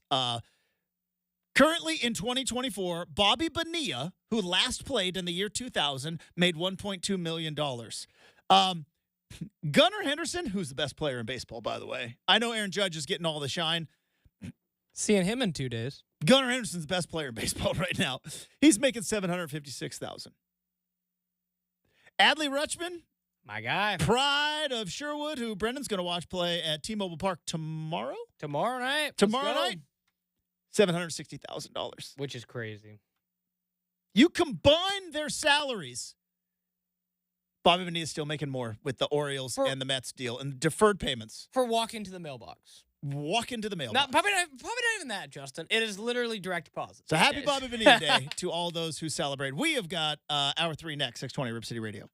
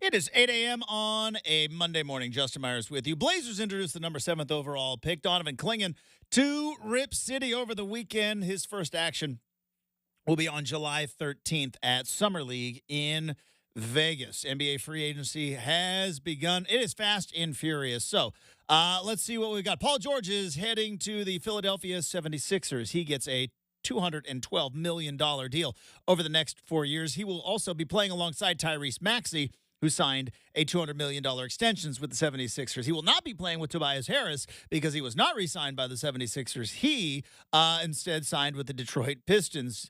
James Harden remains with the LA Clippers. That's on a 2-year, $70 million deal. Chris Paul, though, he is headed to San Antonio to join Victor Wembanyama and Greg Popovich. That's an $11 million deal. And Klay Thompson looks to be heading out of Golden State. Bill Oram joins us in 20 minutes. Hour 3 starts right now on 620 Rip City Radio.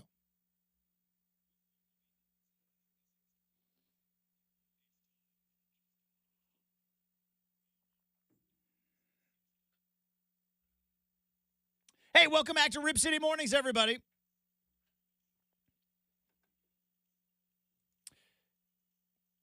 A lot of interesting moves going on in the NBA right now. This is my favorite part. If you go to ESPN.com and you go to the NBA page and you go to the top headlines, because obviously these are all agreements in principle. These aren't official until, the 7th, I believe is. But every headline, sources, Maxey signs $200 million deal with the 76ers. Sources, Paul George. Sources, Isaiah Hartenstein to Oklahoma City. Sources, Tobias Harris to the Detroit Pistons. CP3 to join Wemby. Sources say. James Harden, Clippers. Kadavius Caldwell-Pope. Oh, we haven't talked about that yet. This could be, of all the moves that are going on, obviously, from an NBA perspective, Paul George going to the 76ers is the biggest move. That puts them, I think, right there with Milwaukee, with the Knicks. Anybody else a serious contender against Boston? I'm not ready to crown Indiana yet. I think Indiana's good. I love Tyrese Halliburton. I think he's going to be a superstar for the next couple of years. But I don't know if they're ready for the big time quite yet. Cleveland, I think they're a mess. Who else? And I guess maybe you can never count out the Miami Heat. Because Spoelstra's really good and Jimmy Butler's really good. And if Jimmy Butler's healthy, the Miami Heat are going to be in the mix. Am I missing a team? Brooklyn's out. Washington's rebuilding. We're going to get to Orlando here in a moment. Anybody else in Detroit's rebuilding? I don't know if anybody else in the East. So the big move is Paul George heading to the Philadelphia 76ers. So they have their own big three of Embiid, George, and now Tyrese Maxey. I still don't think they're better than the Celtics. But Brenden, have the 76ers leapfrogged the Milwaukee Bucks in terms of biggest problem looking forward for the Boston Celtics? Because I would say it was the Milwaukee Bucks 2 days ago. Dame and healthy Giannis, a full season with Doc. I think Giannis and Dame are a solid duo, but you just look at the depth, right? And I don't know if Milwaukee. We got Pat Connaughton. Yeah, Malik Beasley left in free agency. That was one of their best players. They're second aproned. They don't have They don't really have any avenues to get better. So it's they've. And we saw a very different Milwaukee Bucks without having Drew Holiday there. Right. So, you saw what they did in the draft. They got players on cost-controlled rookie deals because that's what they need. But they need Dame and Giannis to be Superman to have that chance next year, which there's a chance. They could. They could. In a 7-game series, you get those two guys going off. That's why you want star power in the NBA. So, Philly the second best team in the East, or is the Knicks? The Knicks feel like they are close, because I would go with the Knicks. There's still something about, can you win with 4 guys off from the same college team? It's not a fair argument, but it's just hanging out there going I hear you. They can't win like that, right? They can't. And I think it's probably programmed into my brain. I saw it all too often. Chip Kelly got to the Philadelphia Eagles, and, weird. Kenyon Barner's there. Kiko Alonso's there. I think, he cut Deshaun Jackson. I think signed Jeff Mayle. I think he signed Jeff Mayle. Yeah, remember it was traded Shady McCoy for Kiko Alonso. That's right. So, had Jeff Mayle on the team, traded Shady McCoy for Kiko. It was like, all right, dude, you can't. It was great. 2012 Oregon Ducks were awesome. You can't put them all in the Philadelphia Eagles. It's just not going to work. Saw the same thing happen when now the Washington Commanders, they had a different name back then. They hired Steve Spurrier, and Spurrier just kept hiring SEC guys. And that was a good, and mostly Florida guys. It was like, well, they know my system. And it's like, you can't just keep doing that. So there's something about the fact that all the Villanova guys are playing for the New York Knicks, but I don't know. Maybe it works out. I think it's cool. No one ever does it. College basketball gets hated on so much at the professional level. I think it's because cool. We have the old sports radio trope, and I have been guilty of it because we do this all the time, which is when you have an all-time great college football team, there's always that question, let's say Georgia 2 years ago. Right, wagon. Back-to-back national champions, won the national championship by 50? And it could have been worse when they beat TCU. And there's always what would Georgia do in the NFL? It's they would be 0-17. They would be 0-17 in the NFL. Stetson, as good as Georgia was, they would be 0-17 in the NFL. And so we've always kind of we had those talks. Remember back in you and I didn't know each other back then, but when Kentucky put 5 guys, their starting 5, all into the first round, it was could Kentucky compete in the NBA?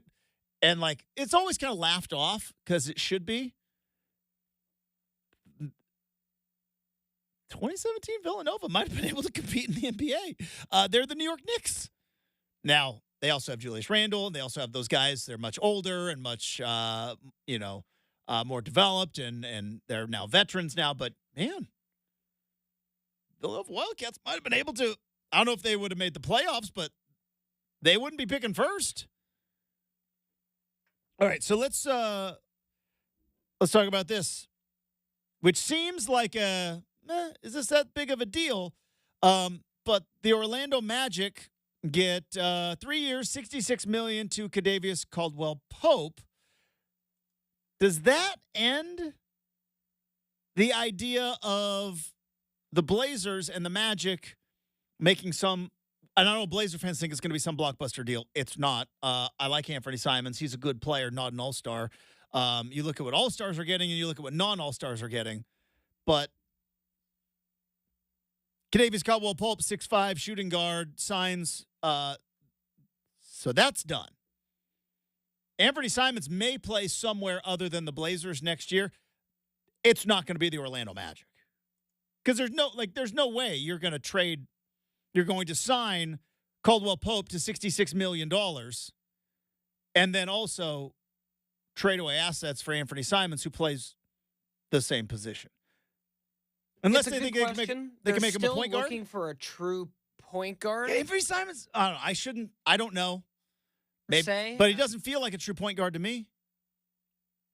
It's definitely interesting. I mean, KCP got paid, right? I mean, Denver did not want to lose him, but he's making $20 million a year now, so that's Denver's second apron. They can't pay anybody anymore. No, so they're capped. So the bank is the budget is done. So what does this mean for Anthony Simons now? And I know I sound like I keep trying to run this guy out of town. I'm not. And I know some of our Twitter listeners say, yeah, he comes off the bench. He's not coming off the bench. Blazers would be. I can't see any way, shape, or form that he comes off the. So maybe there's a new team that pops up. I don't know. Maybe there's another team out there. Well, this weekend gave us a very interesting kind of market, Justin. So DeJounte Murray was traded over the weekend too, going from the Atlanta Hawks to the New Orleans Pelicans, and now is backcourt mates with CJ McCollum. no big deal. You think he's going to like playing with CJ a little bit more than playing with Trae Young? Sounded like nobody liked playing with Trae Young. I'm not sure how much defense CJ is going to give him either, but No, but he might get the ball. that's true. CJ will shoot, trust me, but he also will pass every once in a while. But the fact that DeJounte Murray was traded for, I think it was, what that package was would be Portland's best case scenario for trading Anthony Simons. And Justin, the thing with DeJounte Murray, he's got an all-star and an all-NBA defensive team on his ledger. Anthony Simons has neither. Mm-hmm. So, it's like, I think this is a case where we saw it a little bit last week, Justin. Blazer fans maybe overvaluing Malcolm Brogdon a little bit when there were kind of some pearl clutching with how much was sent out for Malcolm Brogdon to get Avdia. Now, in this particular case... But that's nothing. I don't even think it's a Blazer. I think it's an NBA thing. Perhaps. I think it's an NBA. We talked about it way back in the first hour of the show about how as an NBA team, it's hard not to compare, but you got to run your own race, right? You got to put the roster together that fits your organization. But it's hard not to look at players and go like, well, they got 5 first-rounders for Gobert. And it's like, yeah, that's a multiple defensive player of the year, multiple-time All-Star. That's not that guy. Who was the latest who just fetched 4 first-rounders? Weren't we just talking about it? Traded? No, Mikal Bridges. Mikal Bridges just get 4 first-rounders. It's like, and it's not just Blazer fans. I think it's all NBA fans. It's like, Anthony Simons ain't Mikal Bridges. Malcolm Brogdon ain't anywhere close to Mikal Bridges. And those are 2 different markets. And I know you want first-rounders, but who knows? But it seemed like if there was ever a path like, oh, well, the Magic need scoring, well, they just got Caldwell Pope. And they got him for $20 million per. And they're not going to add another 6'5" shooting guard at $20 million per. They've got their guy. So does this keep Simons here? It'll be interesting because will the Blazers move him just to move him, or will they be looking for a very I think it's just moves need to be made. So maybe if like a Jeremy Grant move happens, then maybe Anthony Simons isn't moved, right? Maybe it's one, the other kind of a thing. We'll see. But Justin, who may have some insight on that. Our next guy coming up. You think so? You got way too comfortable with that. Way too comfortable with that tease ahead. No, we got Bill Oram of the Oregonian. He's going to be joining us coming up next on 620 Rip City Radio.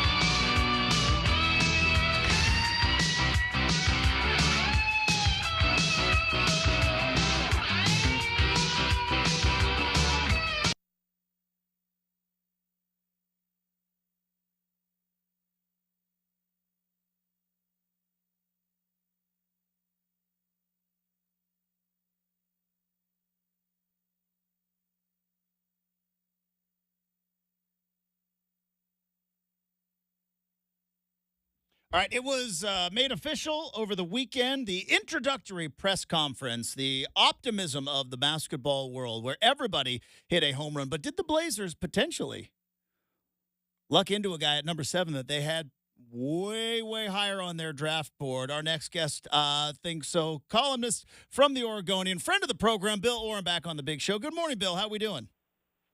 I'm good, Justin. How are you? I am fantastic. I want to talk about your column from over the weekend because we talked about it earlier last week. I don't know how your significant other describes you, but my wife has something that she calls Justin math, which is we could have spent way more money than we did, but we didn't, so it's actually saved money. And so she likes to equate Justin math. If I could do a little Justin math with this draft, you mentioned it. If the Blazers did draft at number 3 overall, let's just say, and the ping pong balls did fall, not necessarily number 1, but did draft him at number 3, Clingan's probably their guy anyways. You've got Scoot, who everybody said, if Wemby wasn't there as the number 1 overall, he might have been a number 1 caliber guy the year before. And really, Bill, let's get real crazy. If you go back and redraft from 2 years ago, I mean, Shaedon Sharpe, he might be a top 3. Do the Blazers now have 3 top 3 guys on their roster right now in the Justin math world? I'd have to go back and look. Would Shaedon have been top 3 in 2022 if we were redrafting? I don't know if we've seen enough from Shaedon. I might be fudging the numbers there. Blazer fans probably think so, but I don't know that. I don't know that the basketball universe is quite caught up to the enthusiasm of Blazer fans when it comes to Shaedon Sharpe. I mean, TBD, right? I mean, you don't know, and you can draft. I mean, you could draft a top 3 guy from a draft at number 40. I mean, it's really a matter of scouting and executing your draft plan.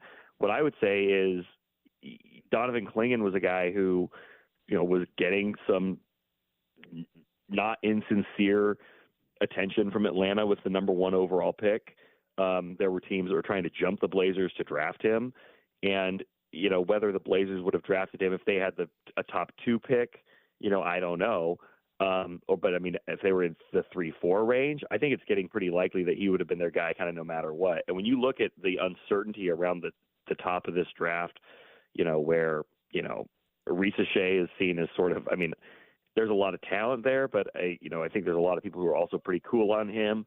Sarr has a ton of talent, but is a really raw project. And then a guy like Ron Holland can jump up to 5. I mean, people had him toward the back end of the lottery.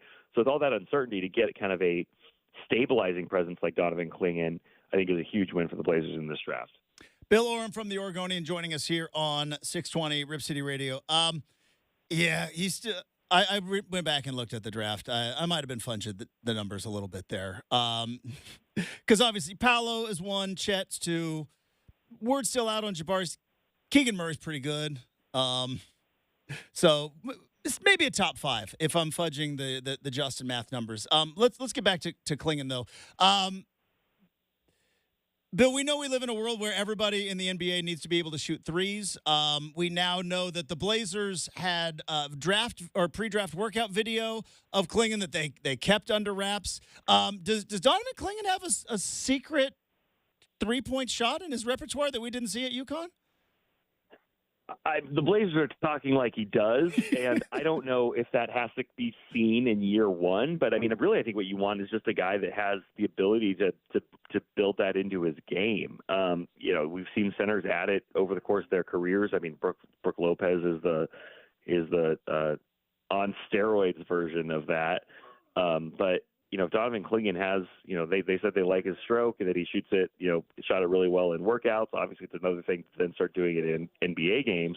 But, I mean, if you can work with that and he's going to be able to stretch it out over the course of his career, then you really might have something there where it's not just the traditional, back to the basket type guy or pick and roll, finisher that I think everybody kind of knows him to be from his time at UConn. Bill Oram from the Oregonian joining us here on 620 Rip City Radio. All right, let's dive into the fun drama of all of this because the Blazers draft a 7-foot-plus center, number 7 overall. Looking at the roster, they've already got one of those guys. So obviously a lot was made up of what's going to happen to DeAndre Ayton. He's still young, owed a lot of money. I know that Chauncey Billups at the press conference said, I'm not opposed to playing both of those guys at the same time. You saw that happen in Minnesota. There's a handful of times where you can play 2 big men. But also, kind of going back to what you wrote last week of the summer of the Blazers rebuilding and wheeling and dealing might not be over, and it might be a very busy summer for Joe Cronin. In pencil, not pen, what do you think the future is of DeAndre Ayton in this Blazer team? I don't think DeAndre Ayton's going to go anywhere immediately. Mm-hmm. You know, of the players the Blazers have, his contract is probably the toughest to move. I think that he still carries a lot of baggage from his time in Phoenix that he's still trying to sort of shed as a player, as a locker room figure. So, I think that he's still kind of rehabbing his image a bit in Portland, and I think that's fine. You have a 20-year-old center in Clingan who does something very different from DeAndre Ayton. They are kind of complementary.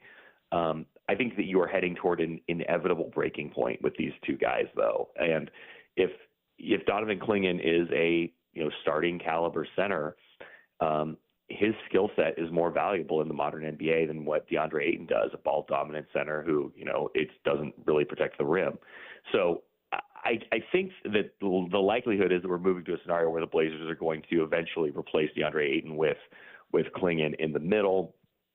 The question just is, does that happen before Ayton's 2-year the 2 years left on Ayton's contract are up? And it may not. You might have kind of a nice little center rotation for a year and a half here, and maybe you get to the trade deadline in 2026, and there's a market for Ayton for teams that are making a push. Maybe it heats up a little bit before then. But as you're seeing kind of across the league right now, it's going to be harder to move big contracts in the new CBA. So there's a world where DeAndre Ayton plays two years here and then becomes an unrestricted free agent, and there's a spot for Donovan Clingan. I mentioned it earlier today. I watch a lot of HGTV, Bill, in our house. We have a lot of HGTV on, Hometown, The Fixer to Fabulous. We got a lot of HGTV going on. And one of the constants in home renovation is at some point, right, you stop demoing and you got to start building. And I think we have been in this part of the Blazers who's continued to kind of demo and build at the same time, right? And we saw that with the Malcolm Brogdon trade. And I'm wondering now, kind of looking forward, yeah, there's always going to be moves and everything is going to be a constant. But do you see the Blazers almost kind of turning the corner to where they can actually start building and Chauncey Billups can start coaching? And while they're not going to be maybe talent-wise, they're going to start trending towards the actual building part of the rebuild?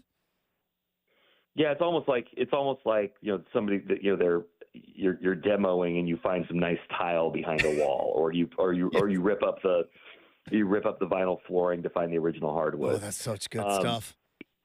Because the Blazers obviously have more demoing to do, and I am fascinated to see what the next few days and week or two look like with the guys the Blazers could/should trade. Right, Jeremy Grant is a huge one.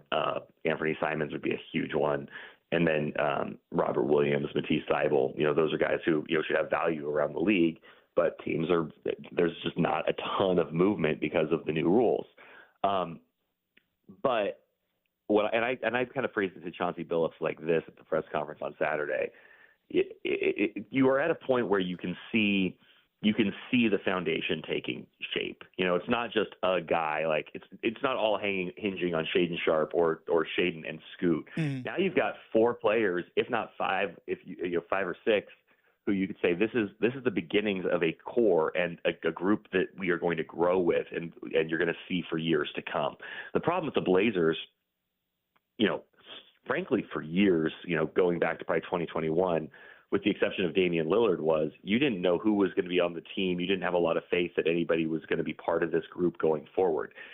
You can look at the Blazers now, and there are sort of these 2 groups of players, the veterans they have signed and now need to trade, and the young players. But Shaden, Scoot, Clingan, Denny Advia, once that deal gets completed, those guys are going to be part of this young core to grow and build with. Advia is in a different stage of his career because he's on his second contract, but it's not that different from a rookie scale contract. Mm-hmm. So Advia's got 4 years left on his deal.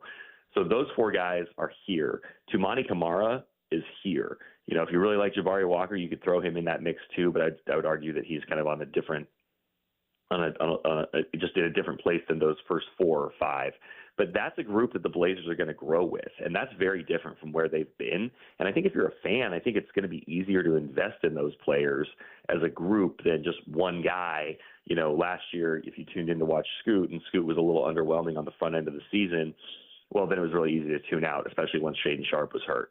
Now you're seeing a group of players that are going to be part of this team going forward. And I would also say, as you're rebuilding, you're always looking for the guy or the 1 or 2 guys who are going to be the centerpieces of your future. And the Blazers have had incredible luck with that over the years. When they got bad in the mid 2000s, boom, you draft Brandon Roy and LaMarcus Aldridge.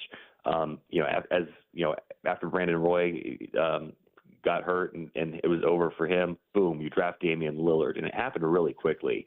And I don't think the Blazers. I'm not sold that the Blazers have that guy yet. Their next centerpiece all-star player. They might, but I don't know that that's a sure thing at this point. But what they do have is a really nice foundation in place for when they are able to draft that guy. And so you're looking at the 2025 draft where there's 3 or 4 players who are seen as real difference makers at the top of the draft. Well, you get one of those guys, dream big, it's Cooper Flagg. You get that guy, you put him in the middle, and all of a sudden you're off to the races a lot more quickly than if you were just starting at the bottom and you were bringing Cooper Flagg into a brand new, totally empty situation where the cupboards are bare.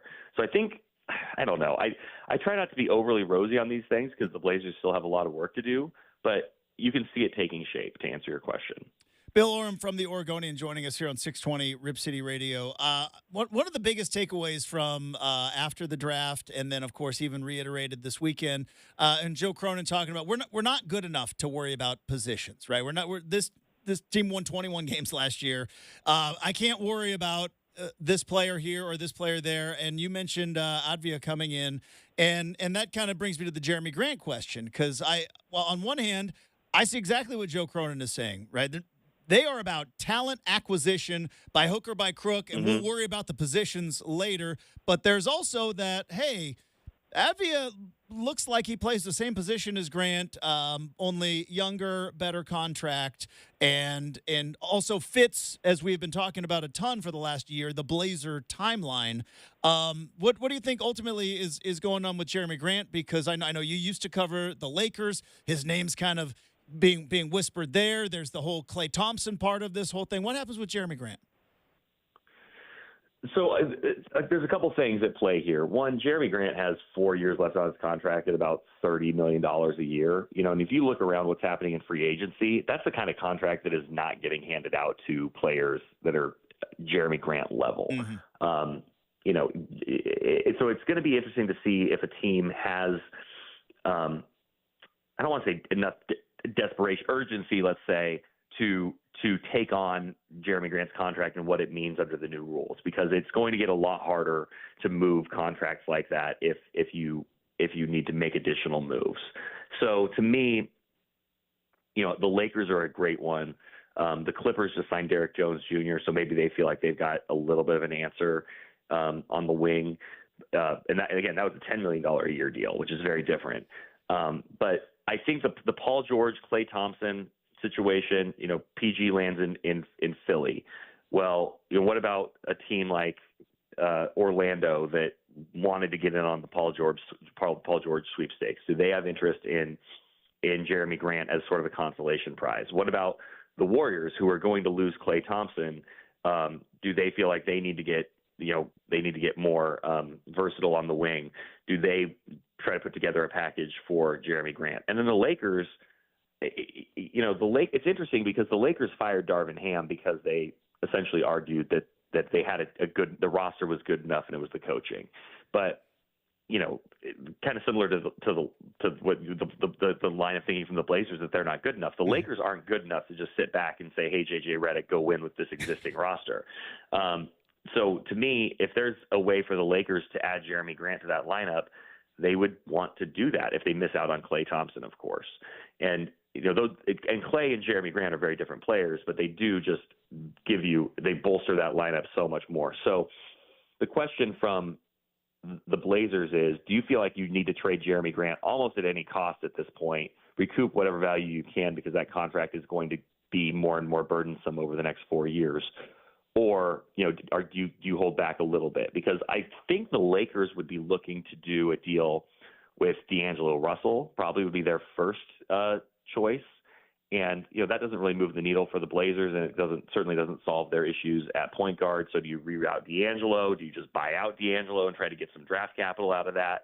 Could you get them to do a deal that's for, say, Rui Hachimura and Gabe Vincent? Gabe Vincent, could help the Blazers in the backcourt without really getting in the way, and Rui gives you more depth on the wing. Something like that I actually think would be a good move for the Blazers, and then gives them more financial flexibility going forward as well. Bill, over the weekend, the Paul George move, and I guess that happened right in the middle of the night last night. But with the rumors of the Paul George move and all the player movement, that's the stuff that kind of gets my attention as an NBA fan. But then the salary cap, and you talked about the new rules, and then the salary cap was moved, and then other things were implemented. And you've referenced it a couple of times. Bill, definitely not for me, but for the listening audience, maybe kind of explain. Not for me at all, but maybe explain to the listening audience what does that new? Because we hear first apron, second apron, taxpayer, and all that stuff. Like you're explaining it to me as if I was a 5-year-old. What is the biggest bit of significance to that salary cap change in the NBA? Well, it just gets a lot more restrictive with if you go over the salary cap and into those aprons, right? Which are, almost think of it as like price levels of attending a game or going to a concert. Once you're at the premium level, you are really restricted in terms of what you can do. And the biggest thing that I've seen is that you're not able to then combine players to make trades. So you're not able to trade out multiple players in a deal. So like, if the Clippers had been interested in Jeremy Grant, previously, and they re-signed Paul George, they were in the second apron. They wouldn't have been able to do anything like that, or they wouldn't have been able to combine 3 $10 million contracts to trade for Paul George or to trade for Jeremy Grant. Now they could, because Jeremy Grant is out of there and they're not in that second apron anymore. They could combine players, but then they're going to be bringing in a guy potentially who locks them into that second apron for a longer period of time. So big money, longer years creates way less flexibility, and it's way more punitive than it's ever been before. So that's the biggest thing that I can see, is that teams are going to be a lot more hesitant to take on long-term, high dollar figures. But the other piece of this is the salary cap is going up. It's going to go up in future years. It's around $140 million now. What does it look like when the new TV deal kicks in another year? Instead of players making $60 million, they're making $75 million, or it's getting closer to 100, in subsequent years. Does Jeremy Grant's $30 million start to look a little more palatable in those seasons? So it's sort of, I think what I'm seeing is that the league is just sort of taking a bit of a pause and taking a little bit of a breath to see how this is all going to shake out. And that's why I think you've seen a lot more, $10 million deals being signed than, $20 or $30 million contracts.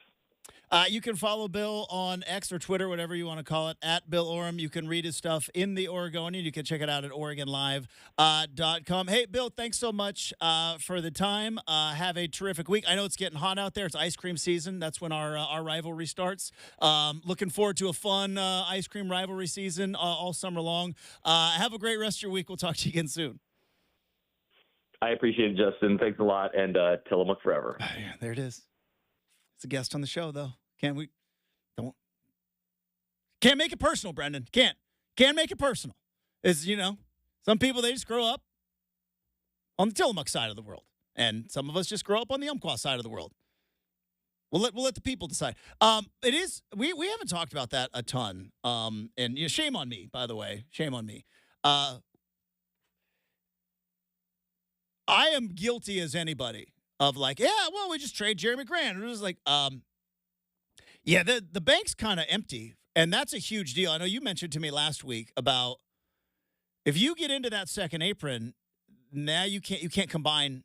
It's got to be a 1-for-1 deal. Okay, when you can't aggregate salaries, that's horrible. So yeah, that limits the possibilities, doesn't it? So anybody who's in the second apron is out on Jeremy Grant. They're not trading him. He makes a lot of money. That's the other piece of it. But the Clippers aren't in the second apron, though. There could be something there. They don't have any draft picks, though. They're all in Oklahoma City. Oh, I know, you're right. Well, yeah. They're all in Oklahoma City. So much for having lots of toilets, Justin. A little less exciting now. Well, I'm sure they're probably, like, one of the reasons what I think they did that is because, like, they're going into this new arena, and they're going to be like, we're going to be fine. People are going to show up for at least 2 years. Then we'll worry about rebuilding. So expensive. All right, coming up next, we have got the RCM mailbag to wrap up the big Monday show next, 620 Rip City Radio.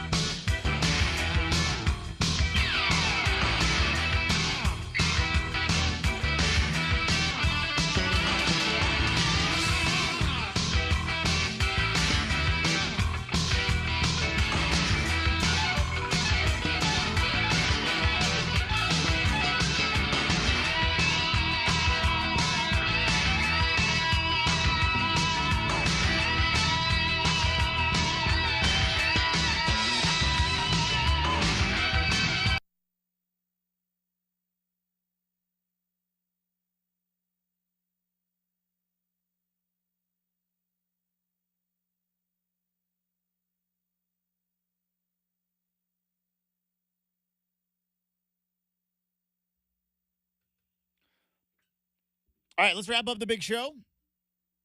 Short week this week, by the way. Brendan's in tomorrow, and then what? You're going to Seattle? You can go check out. Is this your first Major League Baseball game ever? Ever. How about that? How many hot dogs do you think you're For going to a have? sports producer, it's pretty ironic. It's isn't just considering that it's right up the road. Yeah. But I get it. I would. the way the cookies crumbled over the years, I guess. Well, I think people would be very surprised. Like, I didn't go to an NFL game until 2003.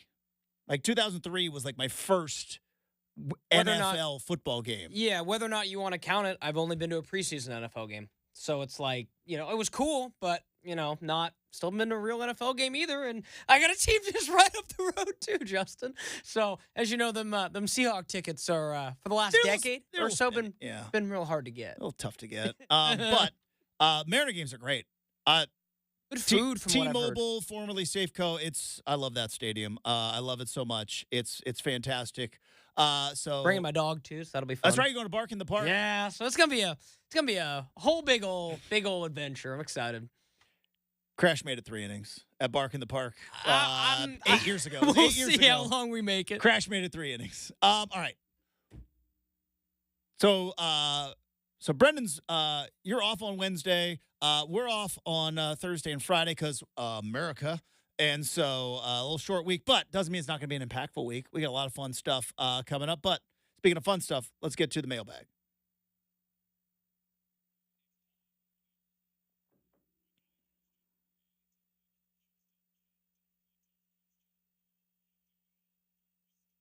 Yeah, that's a pretty good. Not like you'd ever use it as an excuse, but that's just a pretty good way to say it. Just like we have Thursday, Friday off. Why, America? Darn right. Just America. Take that, England. Every year we sit and just throw it right in England's face. I love it. King George, try again. All right, Justin. Well, let's we're gonna open up the mailbag with something that happened to me yesterday. Screw you and your metric system. All right. That we've been trying to. Yeah, they're like, Yeah, no. Now, I'll say this. It is odd that United States is the only country that's, not on the metric system. But, you say odd, I say awesome. Yeah. We do it our way. It's very Brenden-esque. Zag when everyone else is zigging. So. How far is a mile? 5,280. Why? I don't know. Nobody knows. It's just what it is. All right. What do we got? But yeah, let's go ahead and open up the mailbag with something that happened to me yesterday, Justin. And I want to know if you think this should even be possible. So I'm off doing some errands yesterday afternoon, and I'm off driving. I'm like, okay, I'm kind of thirsty. I'm going to pull into McDonald's and grab a drink, right? There you go. Nothing beats a McDonald's soft drink, as we have discussed. They do special things to make that soft drink just the best. And Justin, I pull through, and I go on the app, order my drink, get through the first window, get to the second window, and the young man at the counter, Sherwood McDonald's, proceeds to tell me, we are out of Coca-Cola. Whoa. And this is 5:30 on a Sunday afternoon. Yeah, somebody screwed up. And I was like, okay, so you out of Coca-Cola, or you're too lazy to go to the back and change it? See, this is one of the things where you know more than I would know because I've never worked in the fast food industry. So it was fine. So you're calling shenanigans. It was fine. I got a Dr. Pepper, and it all was fine. Dr. Pepper's so good. But for a solid second, I go, you're McDonald's. You cannot run out of Coca-Cola. I don't know if Coca-Cola goes, you can't, McDonald's could never serve Pepsi. It just would not happen. Things that put McDonald's above everybody else. First and foremost, fries. Fries are first and foremost. I would say second on that list is their Coca-Cola. It tastes better at McDonald's. It just does. I haven't had a Coca-Cola in over a decade, and I could still taste it right now. Yeah, that's how good the McDonald's Coca-Cola tastes. That's a core tenet. So you think they just didn't want to change the tanks, or did somebody screw up the order? Didn't get enough for the weekend, or? Yeah, either way, I guess to me, I was sitting there and I was like, of all the places I've worked, Sonic in the summer when it is so busy and there are cars lined up and you got half-price drinks during happy hour. You're going through soda faster than you could even imagine. Never ran out of soda. Could be Never ran out. cheap franchise owner? I don't know. It's a good question. Because I see that sometimes. And I'm not going to put anybody on blast, but like you go someplace like, yeah, we're out of this, and it's like, okay, you're a franchise. I know that the order system, and again, I don't do the ordering. I don't know. I've never worked in the industry. And I always feel bad for the poor servers who have to come up and be like, yeah, we don't have this and we don't have that. And it's like clearly not your fault. But other than somebody got lazy, I think. Yeah, because to your point, Justin, even if it was okay, we don't have sweet and sour sauce. I'm like, okay, fine, fair enough. But like you said, Coca-Cola on a Sunday. Coca-Cola and French fries, Yeah. two things you cannot run out of. Cannot. And again, just the casuality of this kid who's just like, yeah, we're out of Coca-Cola. Would you like anything else? And I'm like, I wanted to be like, wait, really? I mean, I was like, happy, got my Dr. Pepper, but that just shocked me, Justin. Can I tell you something this weekend, speaking of fries? Yeah, let's do it. I made French fries. I'm a really good French fry chef. How'd you make them? Or how did you, I know how you, how did you cook? What was the cooking process? Did you go air fryer? No. Air fry is not a thing. If I'm making fries, I'm going in the oil. Good, yeah. So solid. I did the par cook them in like a lower temp, pull them out, let them rest, crank up the oil. So now they're cooked in the middle and then flash fry them to get that crisp on the end. And I was like, I'm crushing this. It's fun to make fries. Wife wanted chicken strips and French fries, and I'm like, that's what we should. Yeah, that's what we shall make. So awesome. So Saturday night at the Myers household, while drinking good wine, we had chicken strips. See, that's one of the few chicken strips, French fries, and then I also went on Google and I DIY'd Chick-fil-A sauce. So I DIY'd some Chick-fil-A sauce. Nice. I don't know if it came out exactly, but it was a good. See, I would have been attempt. I would have been trying to knock down the door of the Myers household on Saturday. You also have chicken strips and fries. That's pretty tasty. I don't want to brag. I mean, that's pretty tasty. I don't want to brag, but let me tell you. I'll put my fried chicken up with anybody. I will. I feel the same way. I put my fried chicken up with anybody, and if you like really seasoned breading, because I don't skimp on the breading. But yeah, what's deep fried chicken without breading, man? Come on. Well, I'm saying, but some people they do it. They just thin. they just do a little flour and they want to pan. Like no. You give me the 11 herbs and spices, baby. Double dredge, and then I was deep frying all over the place. It's a dangerous skill to learn, though. Yes, it is. Like, what else can we deep fry? And it's like, nope, this is a special one-off. All right, that's going to do it for the big show. Thanks to Bill Oram. Thanks to super producer Brenden. Thanks to all of you. Have a terrific Monday. We're back at it bright and early tomorrow morning on 620 Rip City Radio.